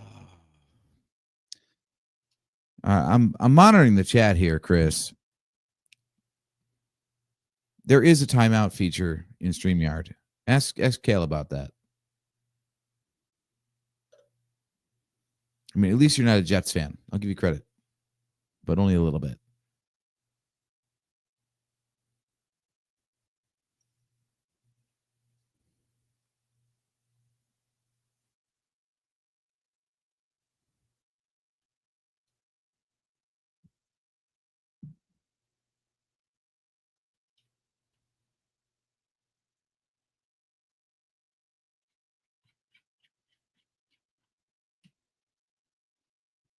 This is a good scene. I like the surgery scene. I know it's a weird statement to make, but it actually is a little stomach turning. Like they did a good job of making this bullshit like alien prop look somewhat organic enough to be kind of gross to cut into.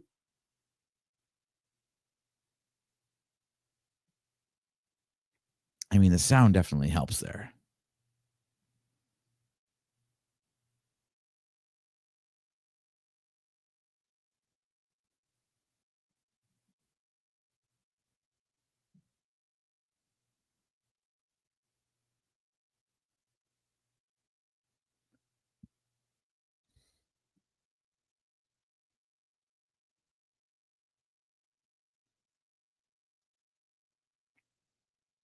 And also the other medical guy there, he doesn't really do much except for just, get murdered here. Spoiler. But I recognize this dude with the butt hurt face. That's all I know what to call him. Not her, not Commander Data, of course.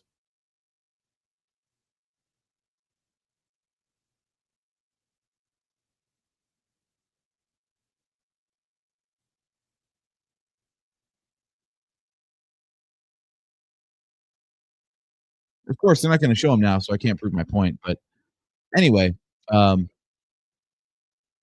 there we go. That guy who just backed away and ran behind everybody like a. We're on the network. I'm not going to say like a what, but anyway, yeah, loved him in pretty much everything he's shown up in, which was his peak was in the late '90s. He was in Star Trek Voyager as a murderer who tried to get reformed by Tuvok with Vulcan mind meld. He was one of the first to die.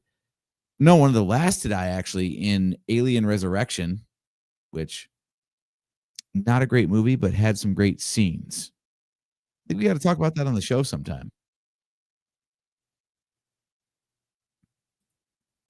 Chastity, you were absolutely right. I think the thing that would absolutely decimate the film industry was if smell-o-vision became a thing. Can you imagine something like The Walking Dead if you could actually smell what that world was like?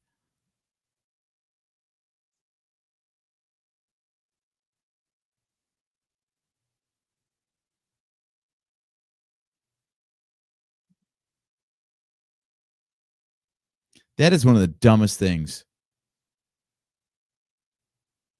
Shit's going down in that room, and the guy just like released me. He's like, "Oh, okay, I'll open the door." Come on now.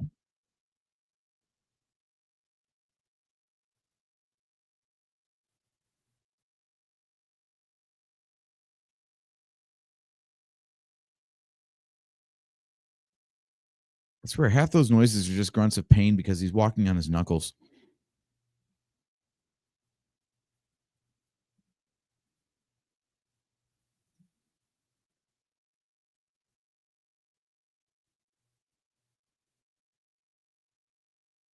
No peace.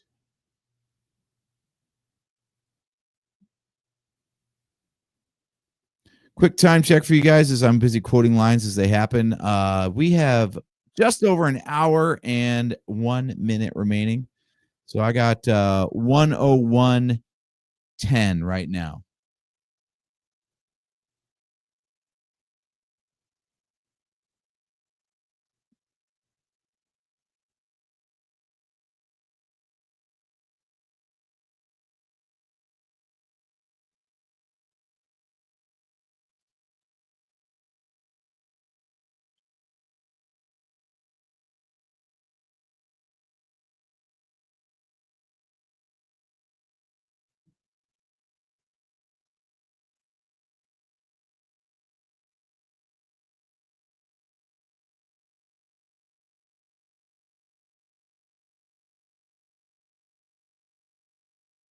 This was very handy though. Just got that mind meld going just long enough to discover all the aliens' plans. Not long enough to be like, down for the count like Commander Data there.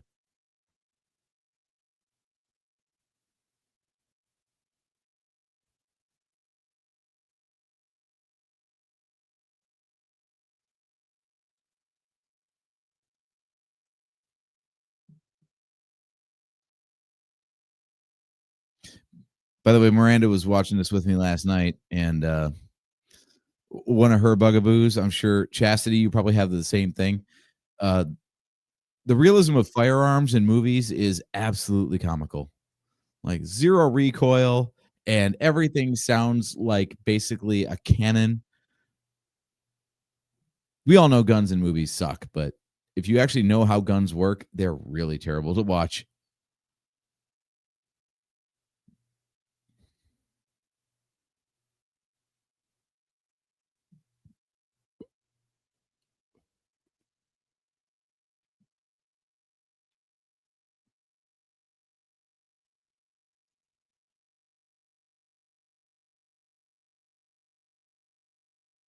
Yeah, Chastity. The other thing that I love is that like nobody ever like clamps their ears or anything. They're just like, yeah, it's a gunshot. Okay, whatever.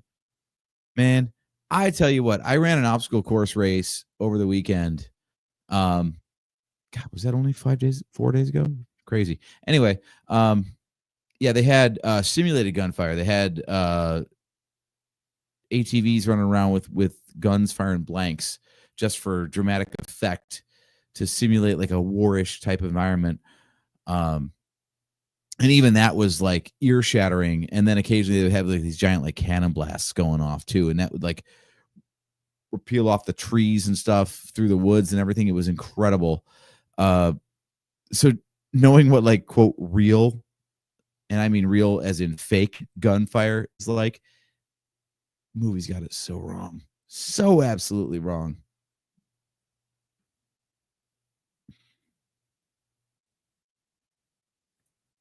Joe, as for watching Firefly, yeah, that face is only Jane to me as well.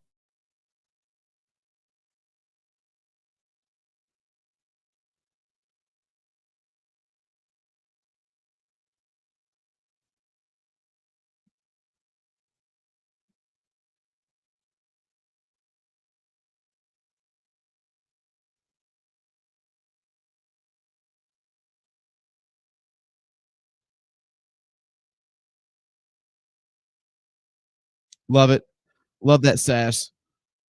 Yeah, with all the shit going down, one dude wants to grab a helicopter. Yeah, just freaking let him. Who cares?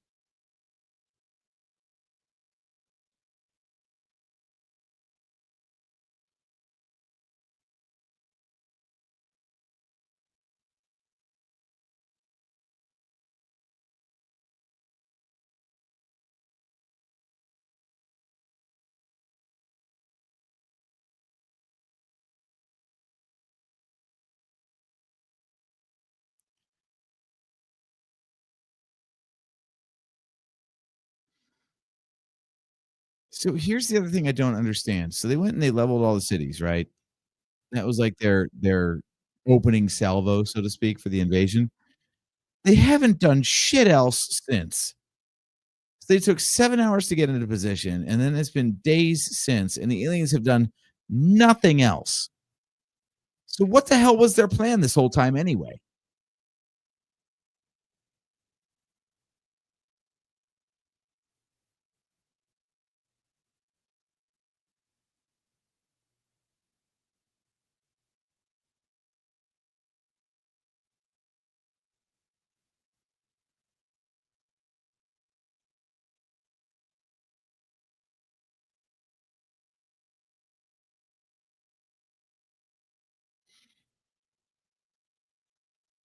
Bold proclamation here, but I think Bill Pullman does a good job with his character in this movie. I like the fact that, he's not over the top. Like, the guy just decided as the president of the United States to launch a nuclear weapon over a major American city. And instead of being like, deploy, like, he's like, "No, deploy."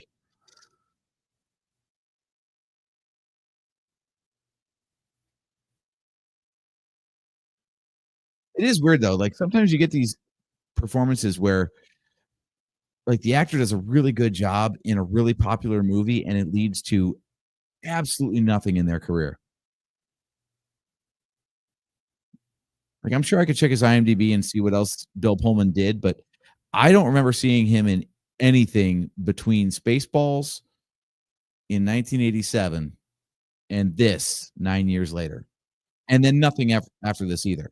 Like, I know he did other things, but nothing notable enough that it crossed my radar.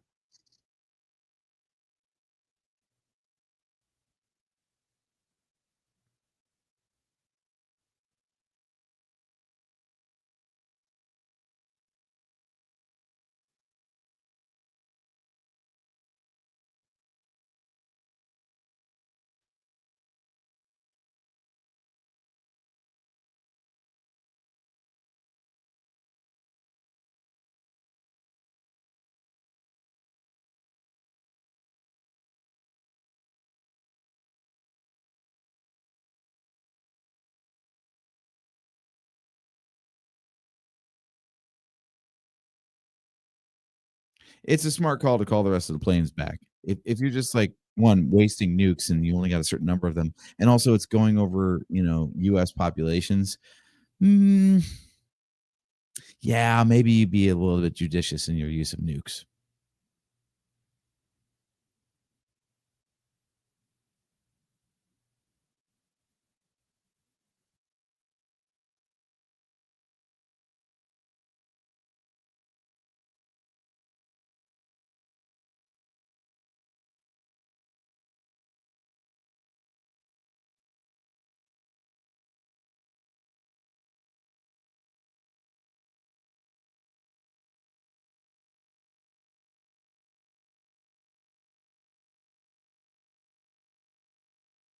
Chris, this is an interesting point about the B2s. Yeah, they weren't new technology, but they still look cool as hell. Even in 2025, they still look cool as hell. Um, my problem with the B2 bombers is B2 bombers are supposed to be stealth, right? Um, ain't no stealth against these aliens. So why do we need the B2s? Like, anything that could deliver a nuke would work. I'm not even sure. I'm not military enough to know if a B2 can even carry a nuclear payload.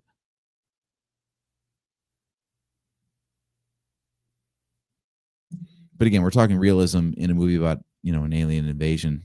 So you got to check your expectations at the door a little bit.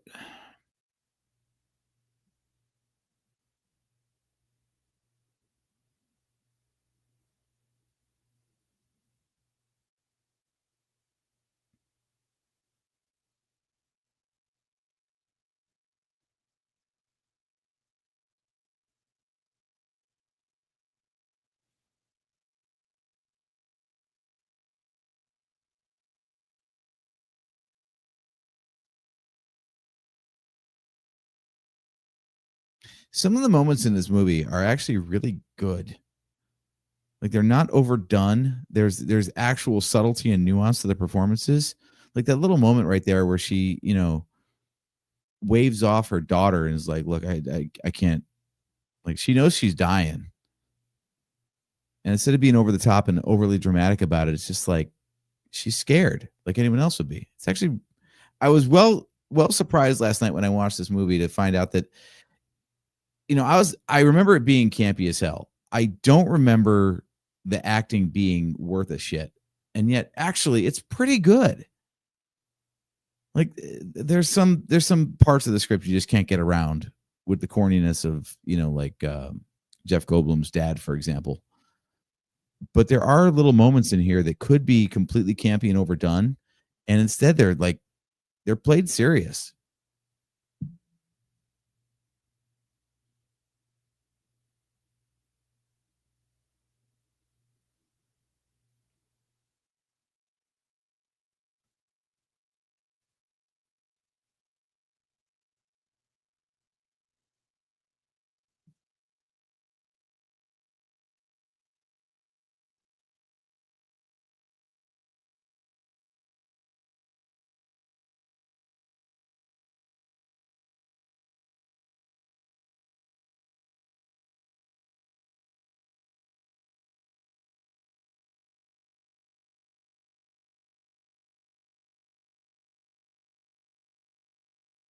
So the other question I have, thank you, Chastity, for clarifying the B2s can in fact carry nukes. But my other question is, if they're over US cities already, why don't we just launch nukes from the ground rather than equipping aircraft with them and launching them from the air?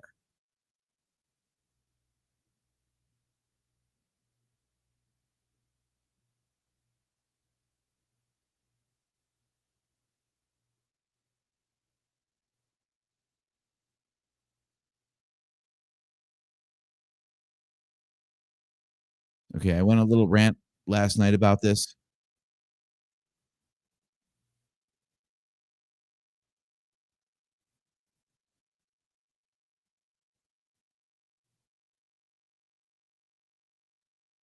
Okay, so Jeff Goldblum is supposed to be like completely sauced, right? Like just completely fucked up out of his mind. He's got most of a bottle gone, stumbling all over the place. And yet, give it a minute.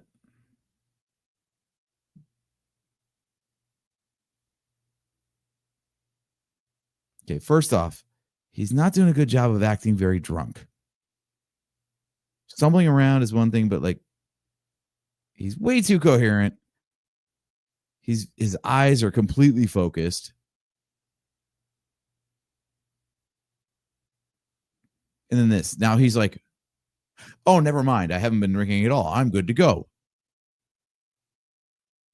Like this is one of those tropes in movies and TV that just pisses me off where like people can sober up instantly when they have to. It's ridiculous. And I know it was pointed out to me last night there are situations which like adrenaline or something else like fight or flight reflex kicks in, you can sober up in a minute if you have to. But it's like this guy never touched a drop in his life all of a sudden. It's a weird thing to piss me off, but yeah, I'm a weird guy. What can I say?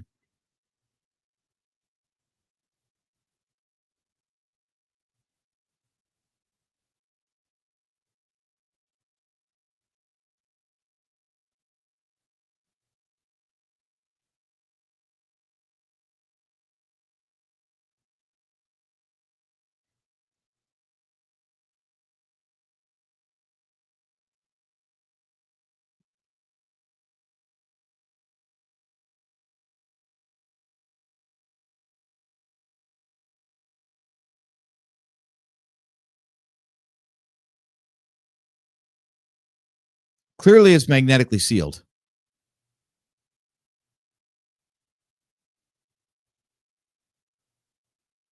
So the shields are an interesting thing. You notice how he could walk right up to the thing, put a Coke can on it, no problem. But he could not fire a bullet at it. So apparently, like, it has to do with like how fast something's coming at it.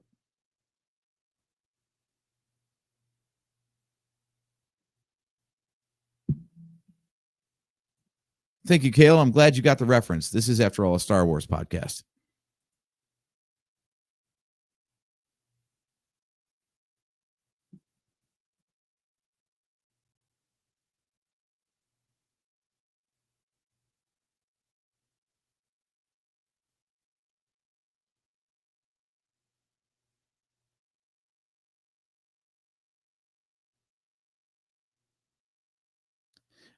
I know this is like a trope and it has to happen, but this motherfucker, the CIA guy, has no job in this movie except for to shit on everybody else's plans and never come up with one of his own.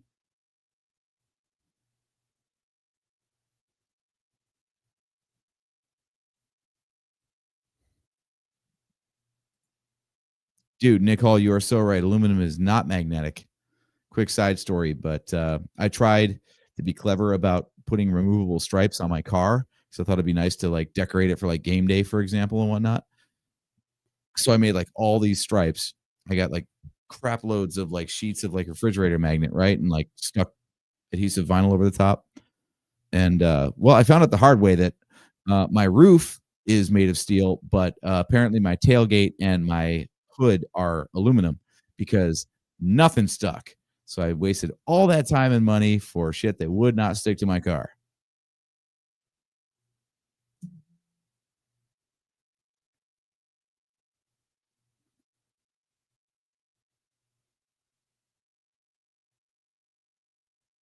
Yeah, this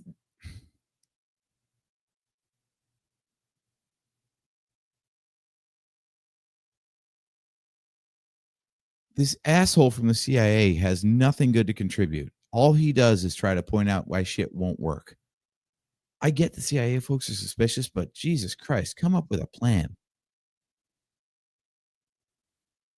By the way, Joe, you're bugging me now because looking at this fighter, I can already see like which Lego pieces would make a good build for it. So I guarantee you there is someone has designed a kit that you can build in Lego to make like an alien fighter.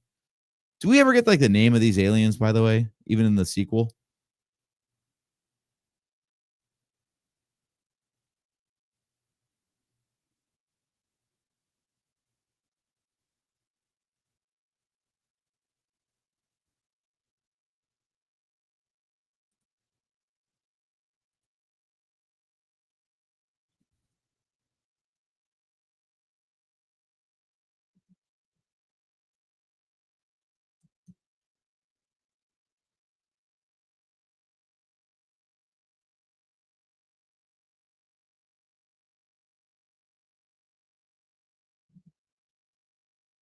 Finally. Wait, that's the Secretary of Defense?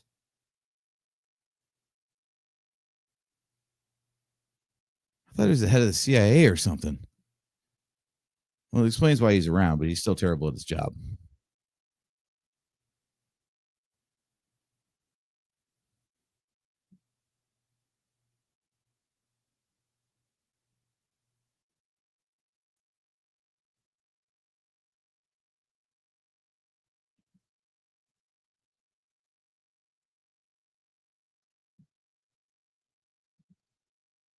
I do love the global coordination here. It is cool to like see that they haven't lost perspective that everyone's doing their own part around the world. They really did a good job of keeping like the scope in mind when they were like crafting the story.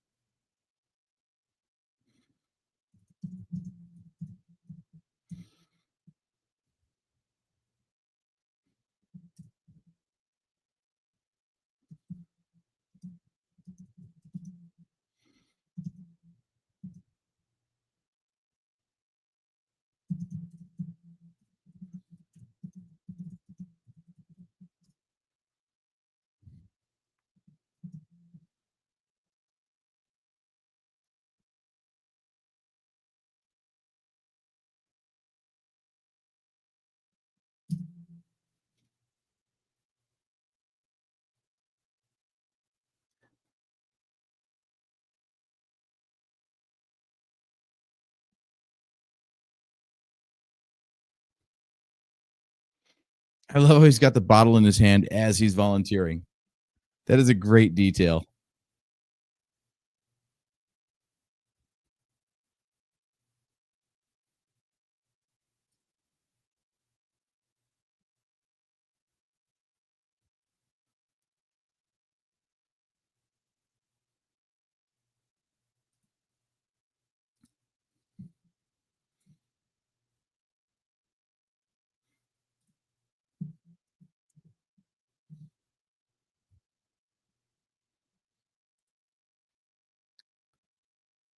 Yep, makes sense. Dude fought in Nam, and now he just farts wherever he wants.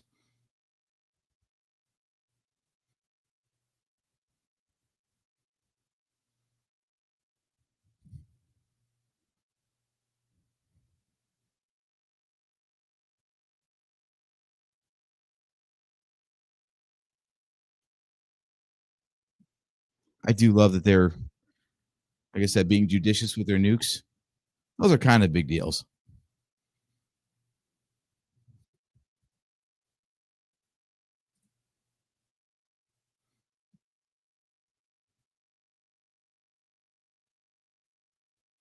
So, quick time check for anyone tuning in here with the watch along. I currently have a time code of 39:55 remaining.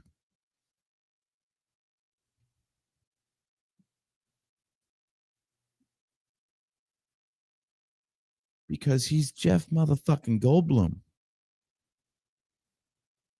Jeff finds a way.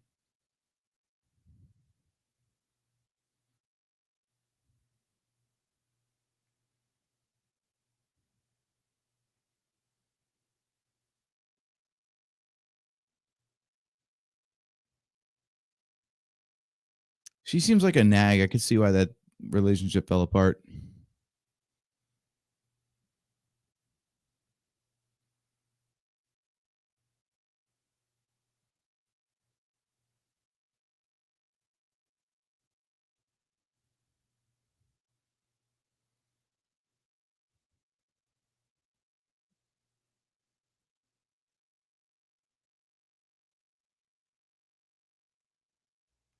Do you think he's talking about crop dusting?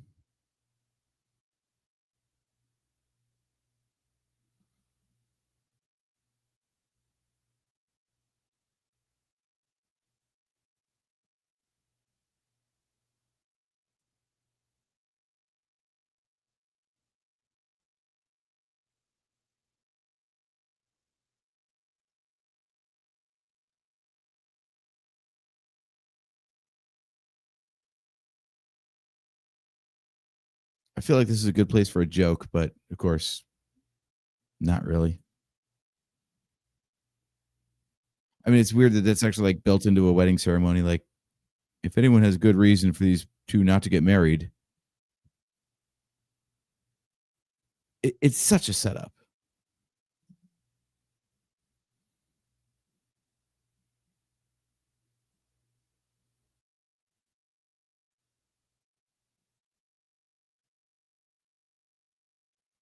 Oh, look at this guy.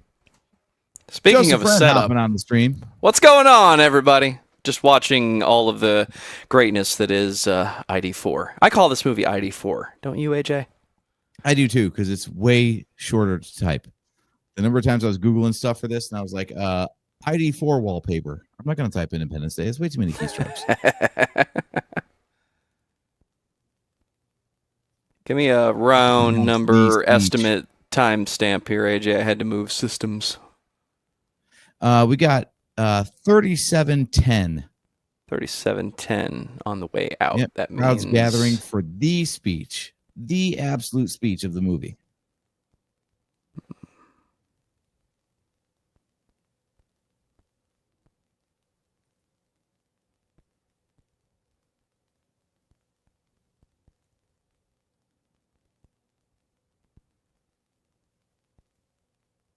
about 147, 147.08, something like that. I got 148.26 right now. Excellent. Close enough. I'm just going to narrate along to what I'm seeing on the screen right now.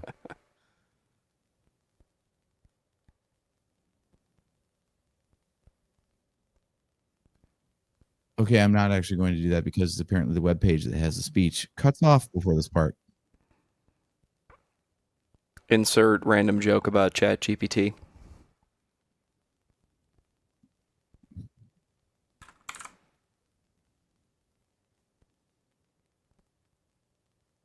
You didn't sign up for LLM jokes tonight, AJ, but you're going to get them. No, I didn't. Celebrate our Independence Day. There we go. There's your mark right there. You know, I would vote for any candidate that would just get up on any stand and just quote this verbatim. It would make no sense, but if they would do that, I would give them all the credit. Why not? Absolutely. 100%.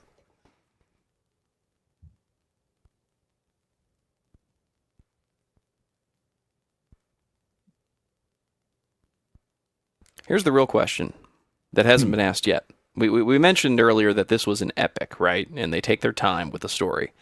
Mhm. It's still pretty. It's an awesome movie. Does it count as a B movie? Does it count as schlock? Does it count as just disaster movie, action epic? It's kind of everything good about sci-fi without going to the future. Man, it's a tough call because I feel like part of a B movie is a low budget, and this is premier blockbuster territory. I'm amazed, and I know there's a story. I'm sure there's a story at least, but I'm amazed that as well as this movie did, they didn't try to just jump right on the chain and make a sequel 2 or 3 years after. It is weird.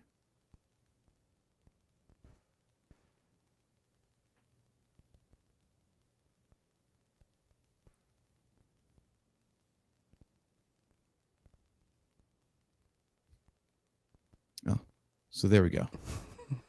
So he's officially Jewish again or something.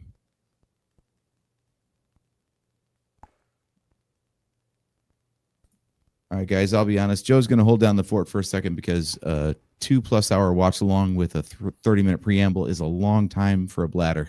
So I'm going to duck off for a quick second. Oh, is that here. why you called me in here? I mean, partially. I also just missed you, but you know, Hey, miss you too, brother. We'll talk about it's that. hard in a to do minute. a solo watch along when you need a bathroom break. So I mean, I've been enjoying my watch AJ watch the screen simulator all night. right. All right, guys, I will be right back. I know nothing important really happens in the next couple of minutes. Oh, the so most important I'm- thing ever is happening right now. We're getting some victory dances. We're about ready to go into space. AJ's going to go use the washroom, as my good friends like to say. Yes, sir. And now everybody gets to stare at this guy while we stare at Jeff Goldblum. Good morning, Dave, indeed. They make that joke, but they don't make any open the pod bay doors, Hal. That needs to happen.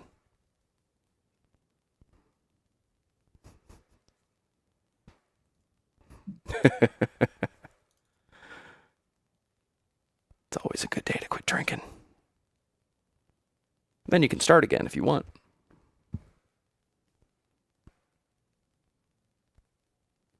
I'm trying, Chris. Really, I am. I don't have the power to click the button to prove to you that I'm paying attention, but I'm doing my best.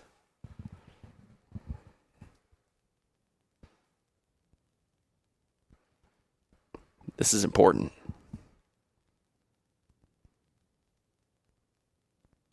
They could have done it right there. Open the pod bay doors. Come on.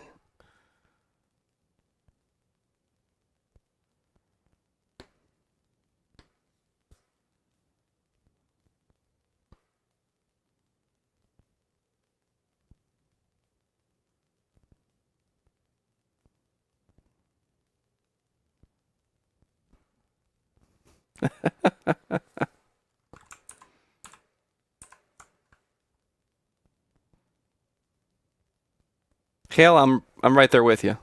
Open the launch bay doors. Come on. Something 2001.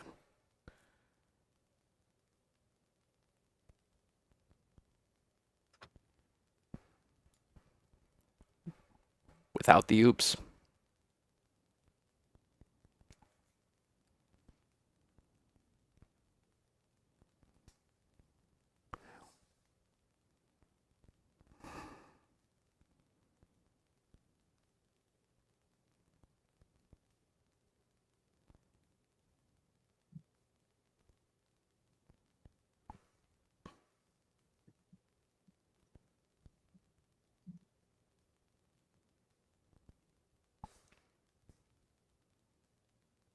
I know at this point in his career, Will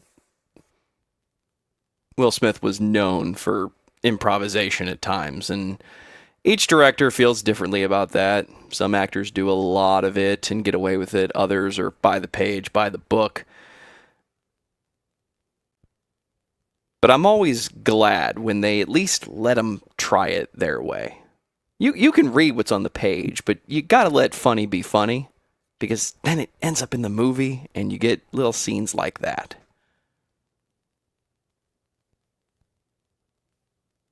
Also, this movie comes to mind anytime I'm watching or rewatching Men in Black. Common themes, common ideas, flying in outer space. So I hadn't actually Googled this, but the question came up last night. Men in Black was after this one, right? I believe so. I'd have to check the dates, but they were right around the same time. Chris, give me more details about this challenge. I need to know what I'm getting signed up for here.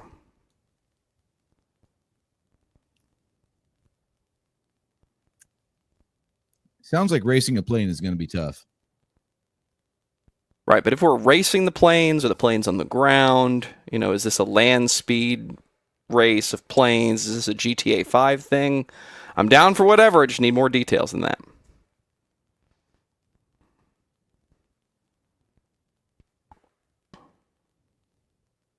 It still strikes me as weird that they've had days to do something since the first attack, and they just sit there and wait for the fighters to come at them.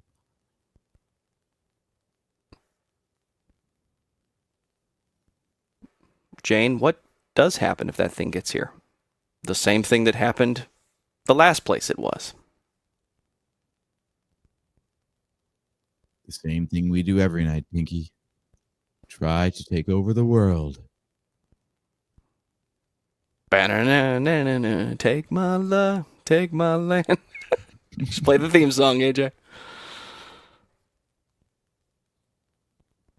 You can't take the sky from me. No, but the aliens can take space from you. And Earth.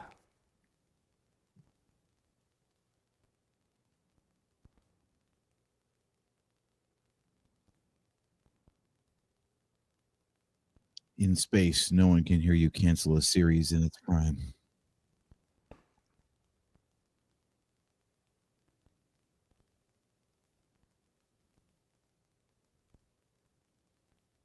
Definitely getting some Borg vibes on this one. Yeah. Yeah, I've never thought about that before, but you're right. Again, common themes. It's all good.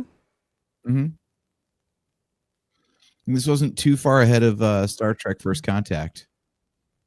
I think it was, 98? Yes, that is right.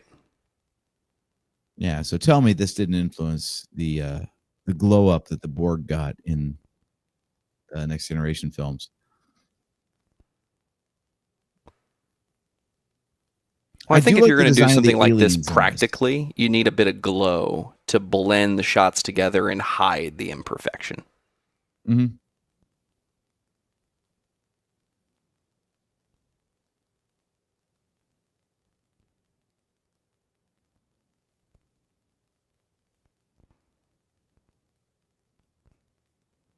Then there's the running and the screaming.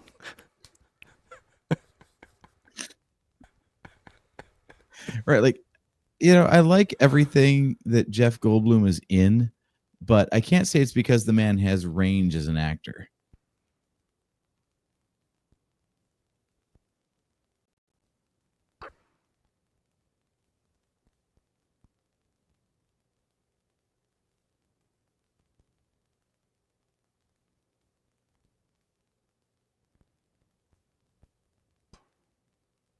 Okay, so you mentioned like the seats, for example.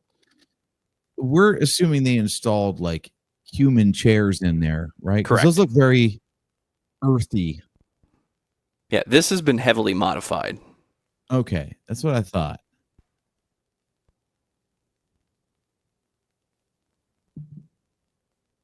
Negotiating with host. Dude, with the number of hours I spent today trying to fix my Wi-Fi issues just to even do this live stream tonight, that's why I'm calling bullshit on this. I didn't get a phone call. You know, I try to solve stuff. I try to teach myself to fish. See, you brought this up earlier. He doesn't have to understand the code. He needs to cause the code to fail. He still needs to get on the network though. That is something that was never explained throughout the entirety of the pre-2000 sci-fi movies. Everything was on Wi-Fi, but nobody explained what Wi-Fi was. Yeah, and I don't know when the first time you had a computer with Wi-Fi was, but for me it was well after 2000. Remember the PS2 had like an add-on module for a modem? I do. I still have that, actually. It's useful for many things. Network access, playing games on the LAN with other people with PS2s.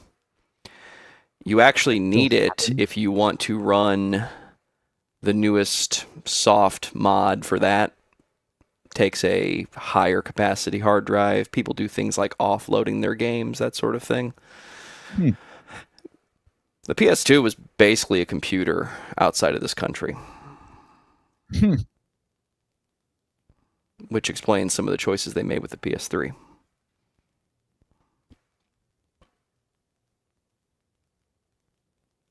And the smartest thing that he does in maybe the entire movie is fire twice.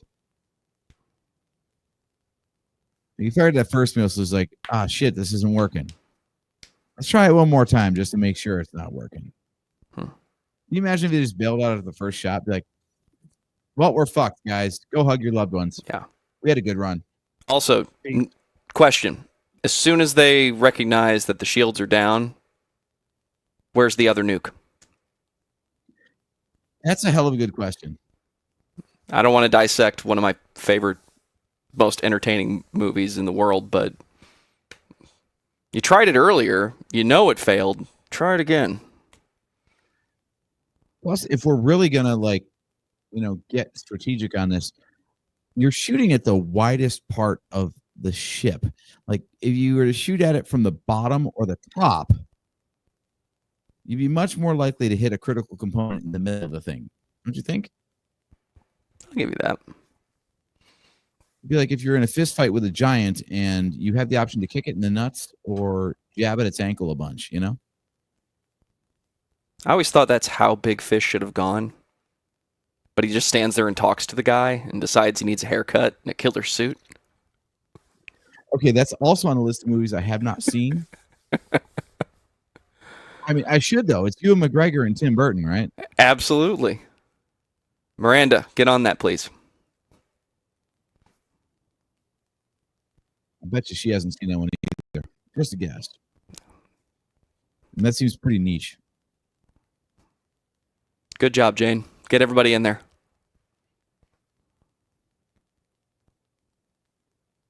He's not really the hero type, but I guess in this movie he's different.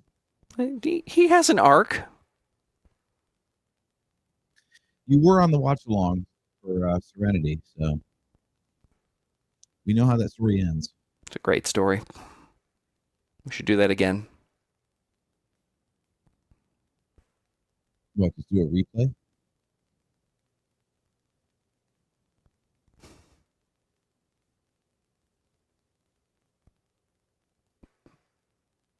It's a great line.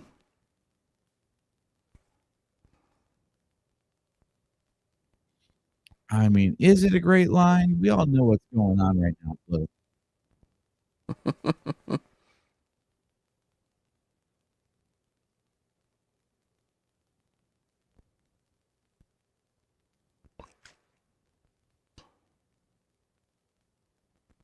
See, that part is realistic at least. So like, yeah. Yeah. We're 15 miles wide. Your missiles aren't going to really do much to us.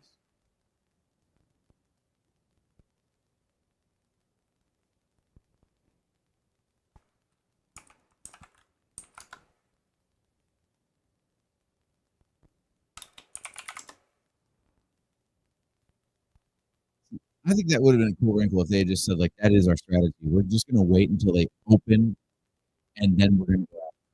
Knowing that there's like nothing you can do to the ship itself.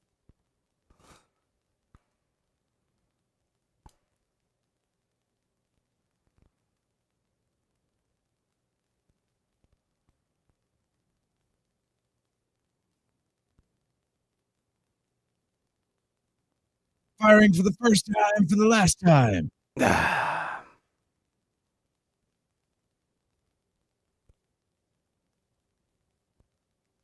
Just impacted on the surface.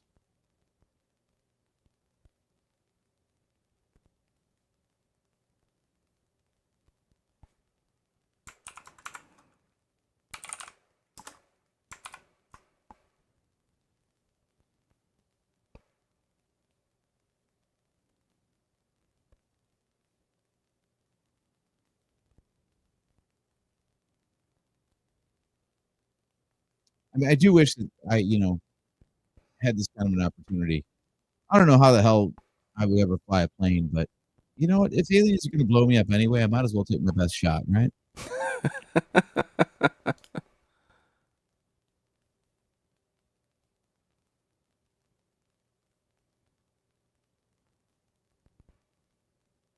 See, I have no idea when the last time was it was shown that he had a bottle in his hand. But I love the idea that he's just pissed drunk up there.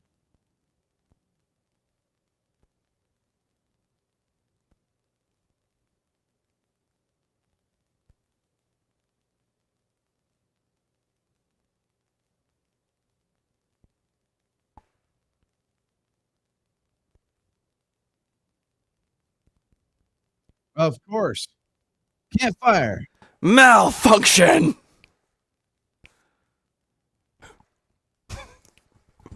I'm not going to quote the line, but just insert the line from Christmas Vacation. See, I was thinking Spaceballs. Oh, okay. We can have both. Even in the future, nothing works.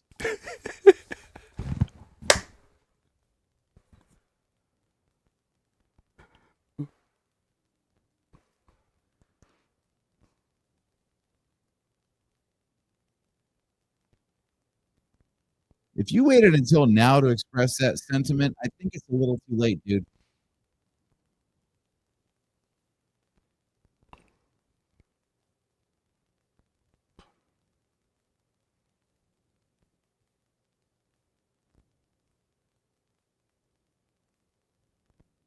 I do love this little shot here. One teeny tiny plane. Yep.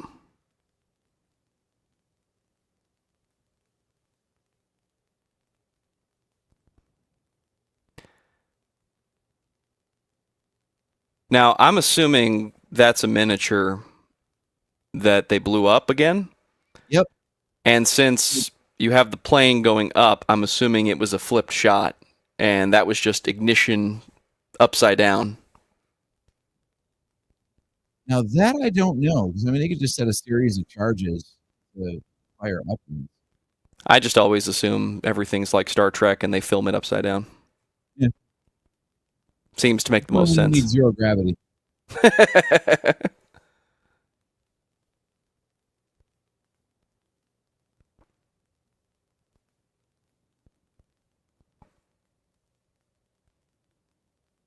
Something I meant to mention, like at the very beginning of the film, but my stupid brother was talking too much.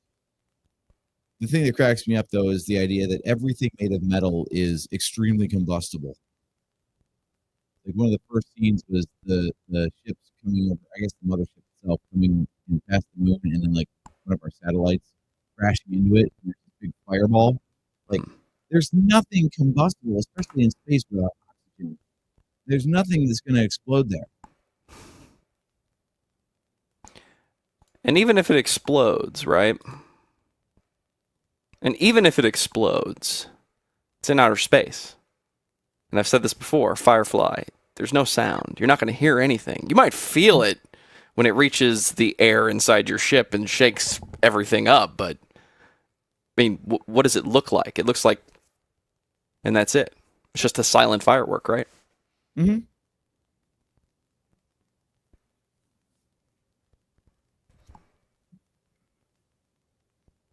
Hail.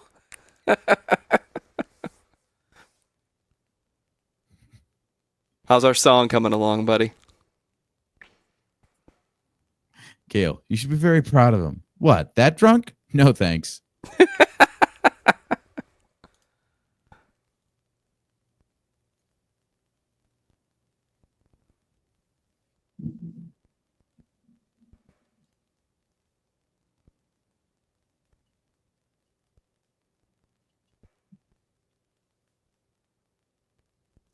By the way, Joe, I don't know what you got going on Fridays coming up over the summer, but we had that ill-fated idea for Trek Watchalong. Yeah. Had that idea more than once. Yeah. I believe there were some rules associated with those watch-alongs. What if we do season 3, episode 1 of Strange New Worlds?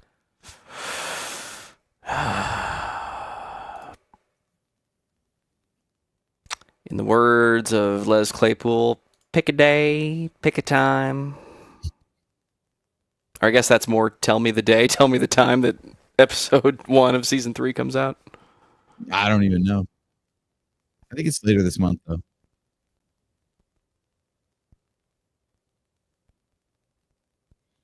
Now they're uploading the virus. And Missed up your ass. There we go. so is this like this is a very fragile environment for what is apparently just a really heavy missile. Oh, those sound effects were just cats. You could hear them, right?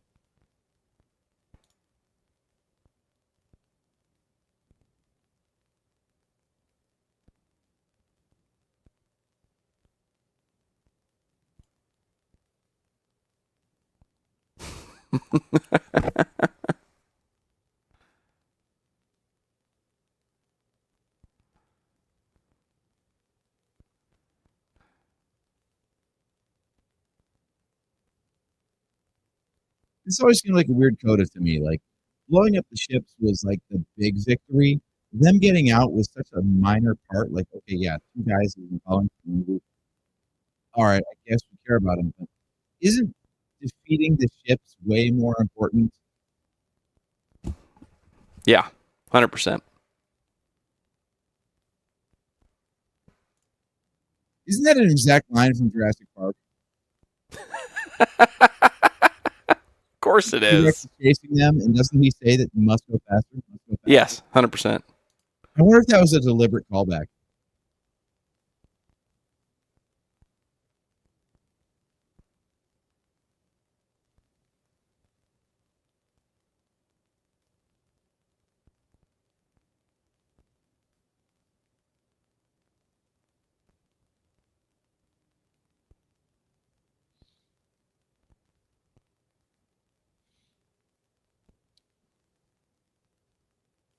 Oh no, we're being chased by rocks. Better than the ship being made by rocks.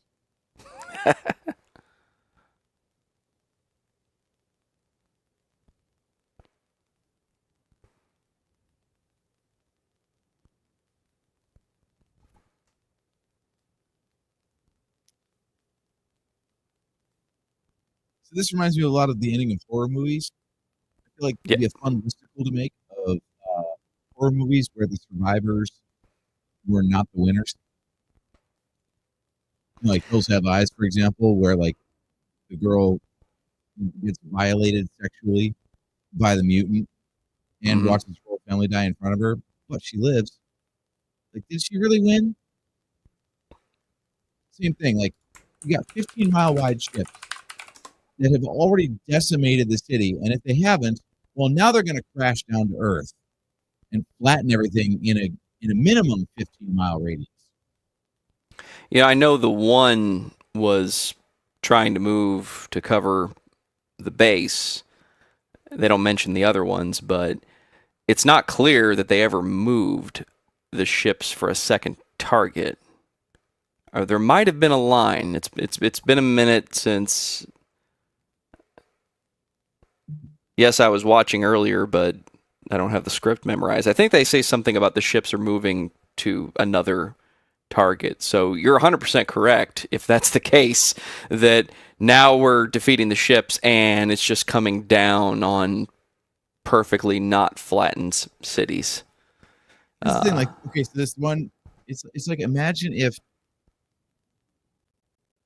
like, the Death Star in the first Star Wars. Okay, so they move into position to fire on the rebel base on Yavin, right? Right.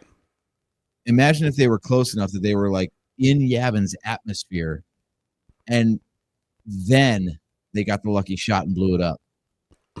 It's still gonna wreck Yavin, right? 100%. Like, that's what these ships are doing. Like, so that ship moved over the base where the president was.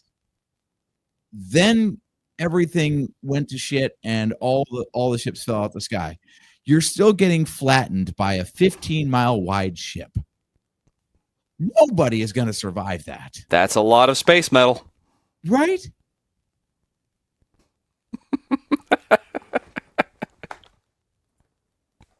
It's like the ending of Donnie Darko when you finally figure out what happens. Where did the engine come from? Schmack. Mr. President, we won. Smack. Yeah. Well done, sir. Well done.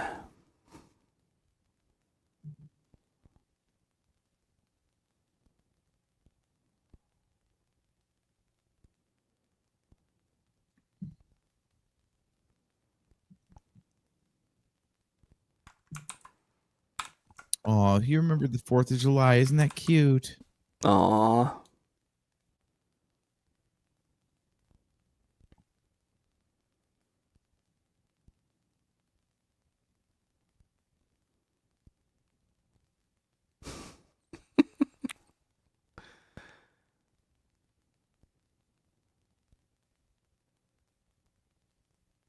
Yep, slow clap for Kale. He's got Sydney on the screen here.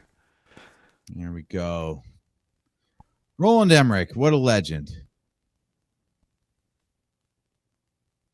You know, I do love at least that this guy, like, he's got a niche. He does these films, and that's it. He's not trying to be an auteur where he does like different genres. One, I was like, no, I make shit blow up. That's all I do.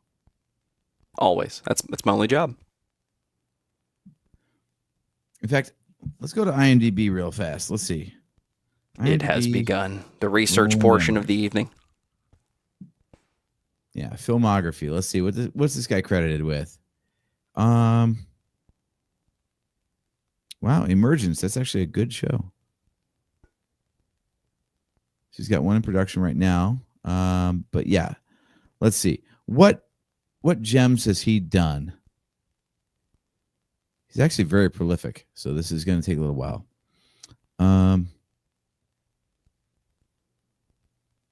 Wow. Okay. So yeah. So he did Independence Day, of course. Followed. Oh my God! Really? Never mind. You want to talk about real disasters? Forget about aliens invading the planet. Let's talk about Godzilla 1998. It's not good. It is really not It's not even a Godzilla movie. It's Jurassic Park 2 with a different title. good. Yeah. It's terrible. It's so bad that they made fun of it in what I think is the most entertaining Godzilla movie, Final Wars. In that Zilla shows up, scored to some 41, right? Because American Godzilla, and Godzilla takes it out with one atomic breath. It's great. It's absolutely great. Final Wars is it's my favorite Godzilla movie to watch. It is by no means the best Godzilla movie. It's my favorite one to watch. It's the most entertaining at times, and it's a little weird and random. Yes, Hale. Yes, Hale. So I absolutely get your take on that. Yeah, just because something is fun to watch doesn't mean it's the best, and just because something is the best doesn't mean it's the most fun to watch. Right. I'm told So by a real Godzilla fan that the newer Godzilla films, Shin Godzilla, is actually the best Godzilla movie. It's great, don't get me wrong, but has no Jet Jaguar in it. Yeah. Godzilla's kind of a blind spot for me, I'll be honest. Oh, you're blind to the giant monster that's trying to wreck civilization? I thought I was the blind guy, AJ. Oh, you very much are. You very much are. You are absolutely like... That's the movie I want to see, by the way. I want to see ID4, like the third movie, only this time Godzilla and Kong show up and just wreck.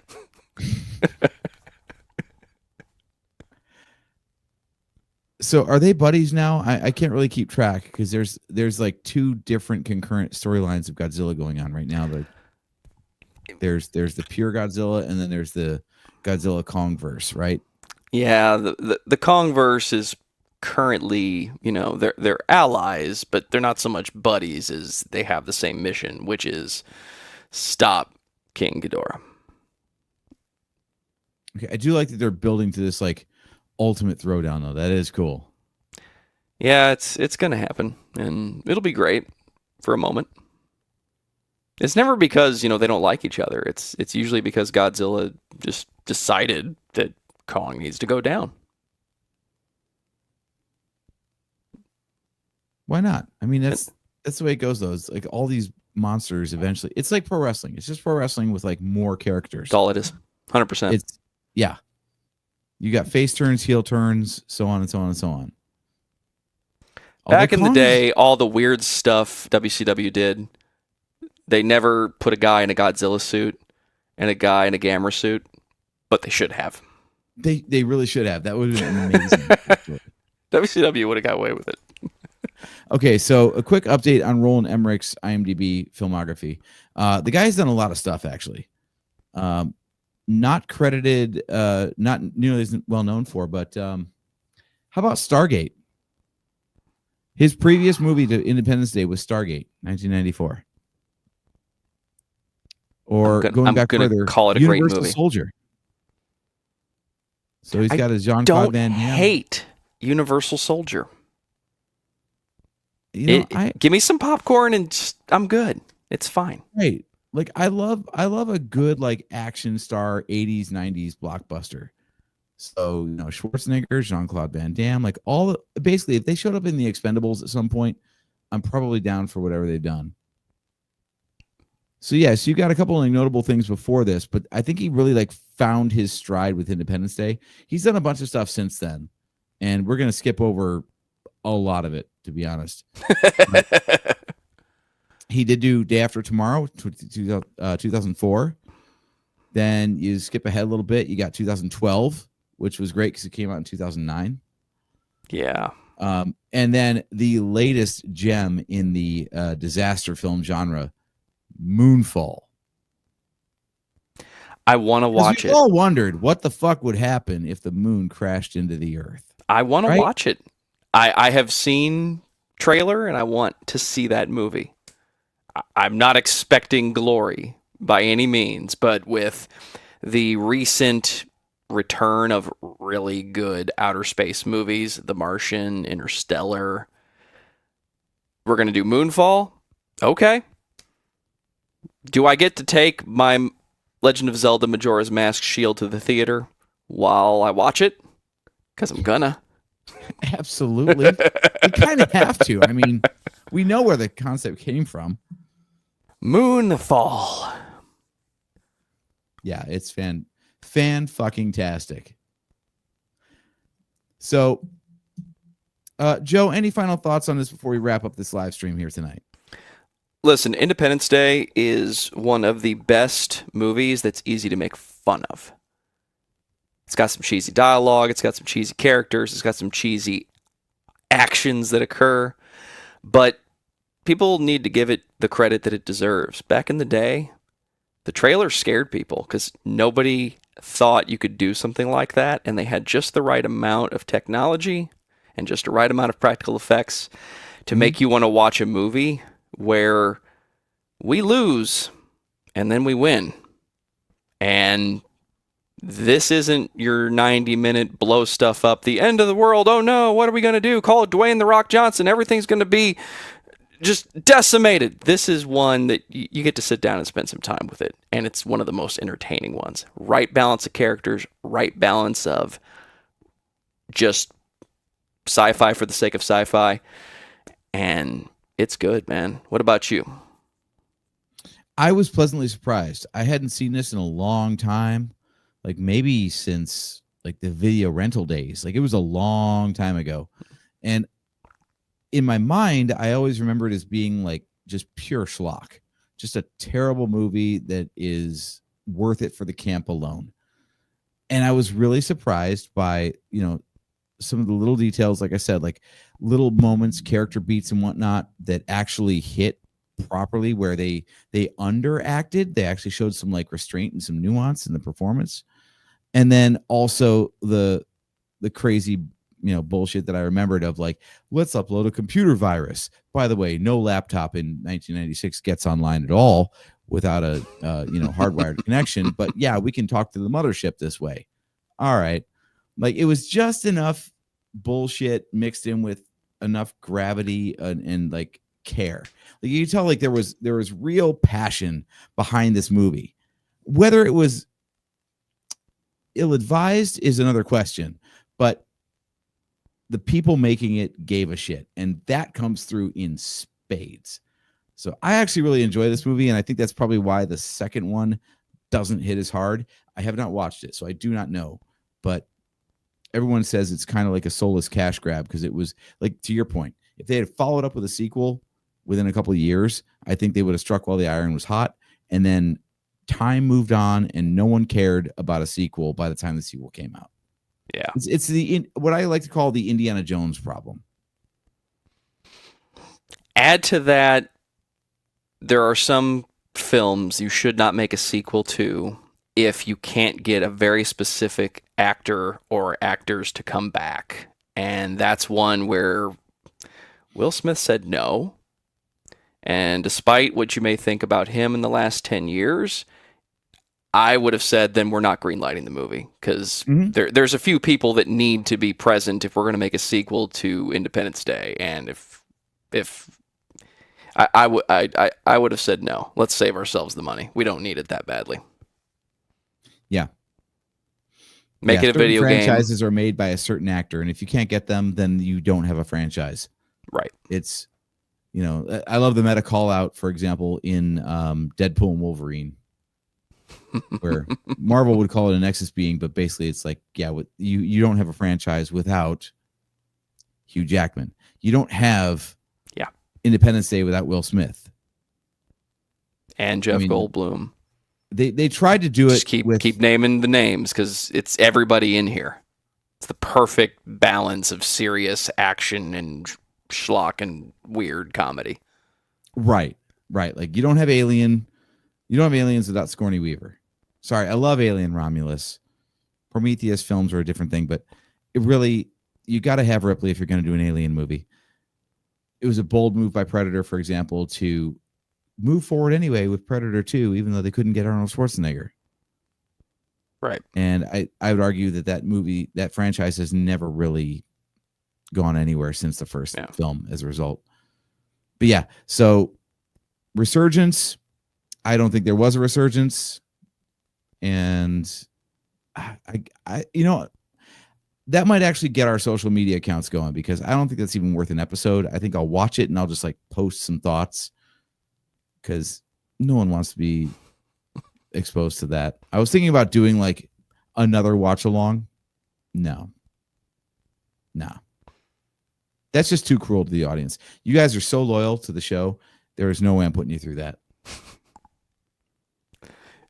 Or you could have JT do that one for the watch along and just punish him.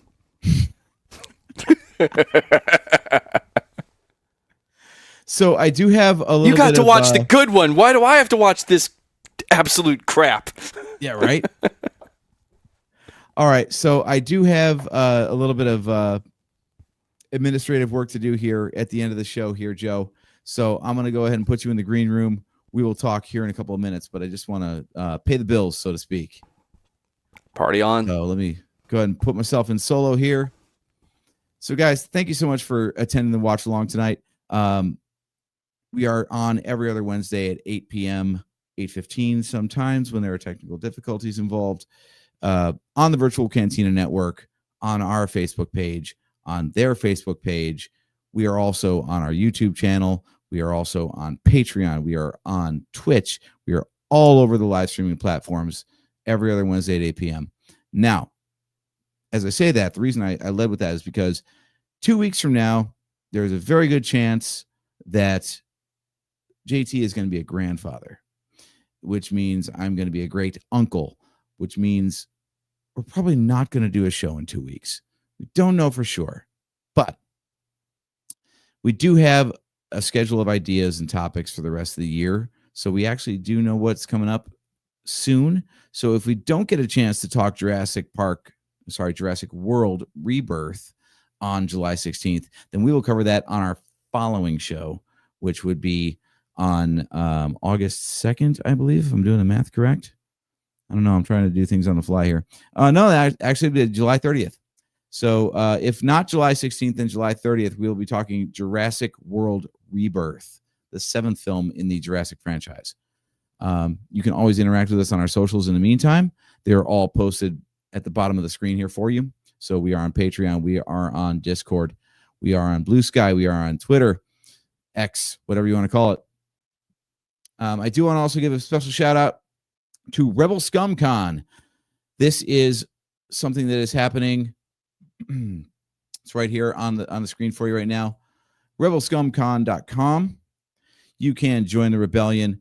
A great way to whet your appetite, so to speak, prior to Star Wars Celebration in 2027 in Los Angeles.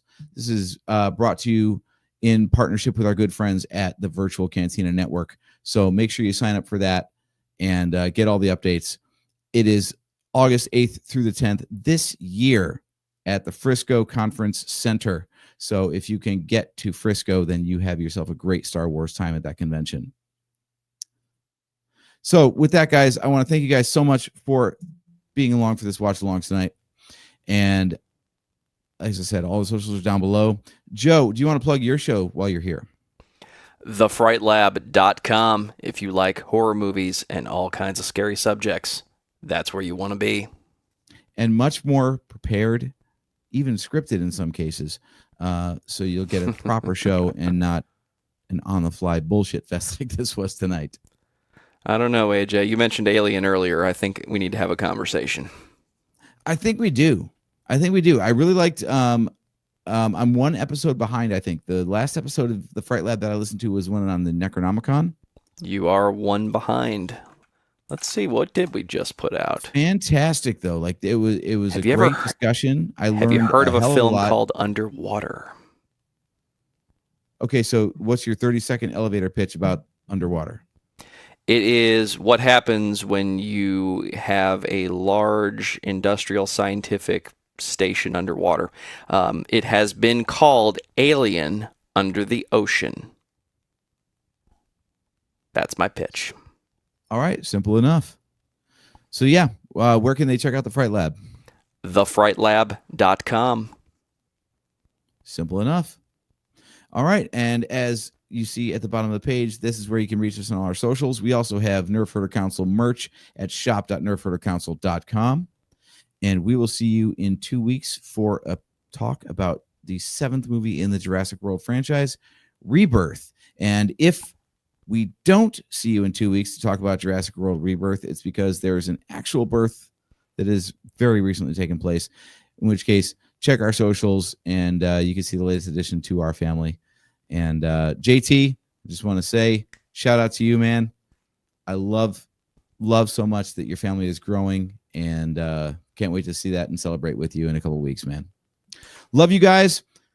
Have yourselves a great 4th of July, and we will catch you next time.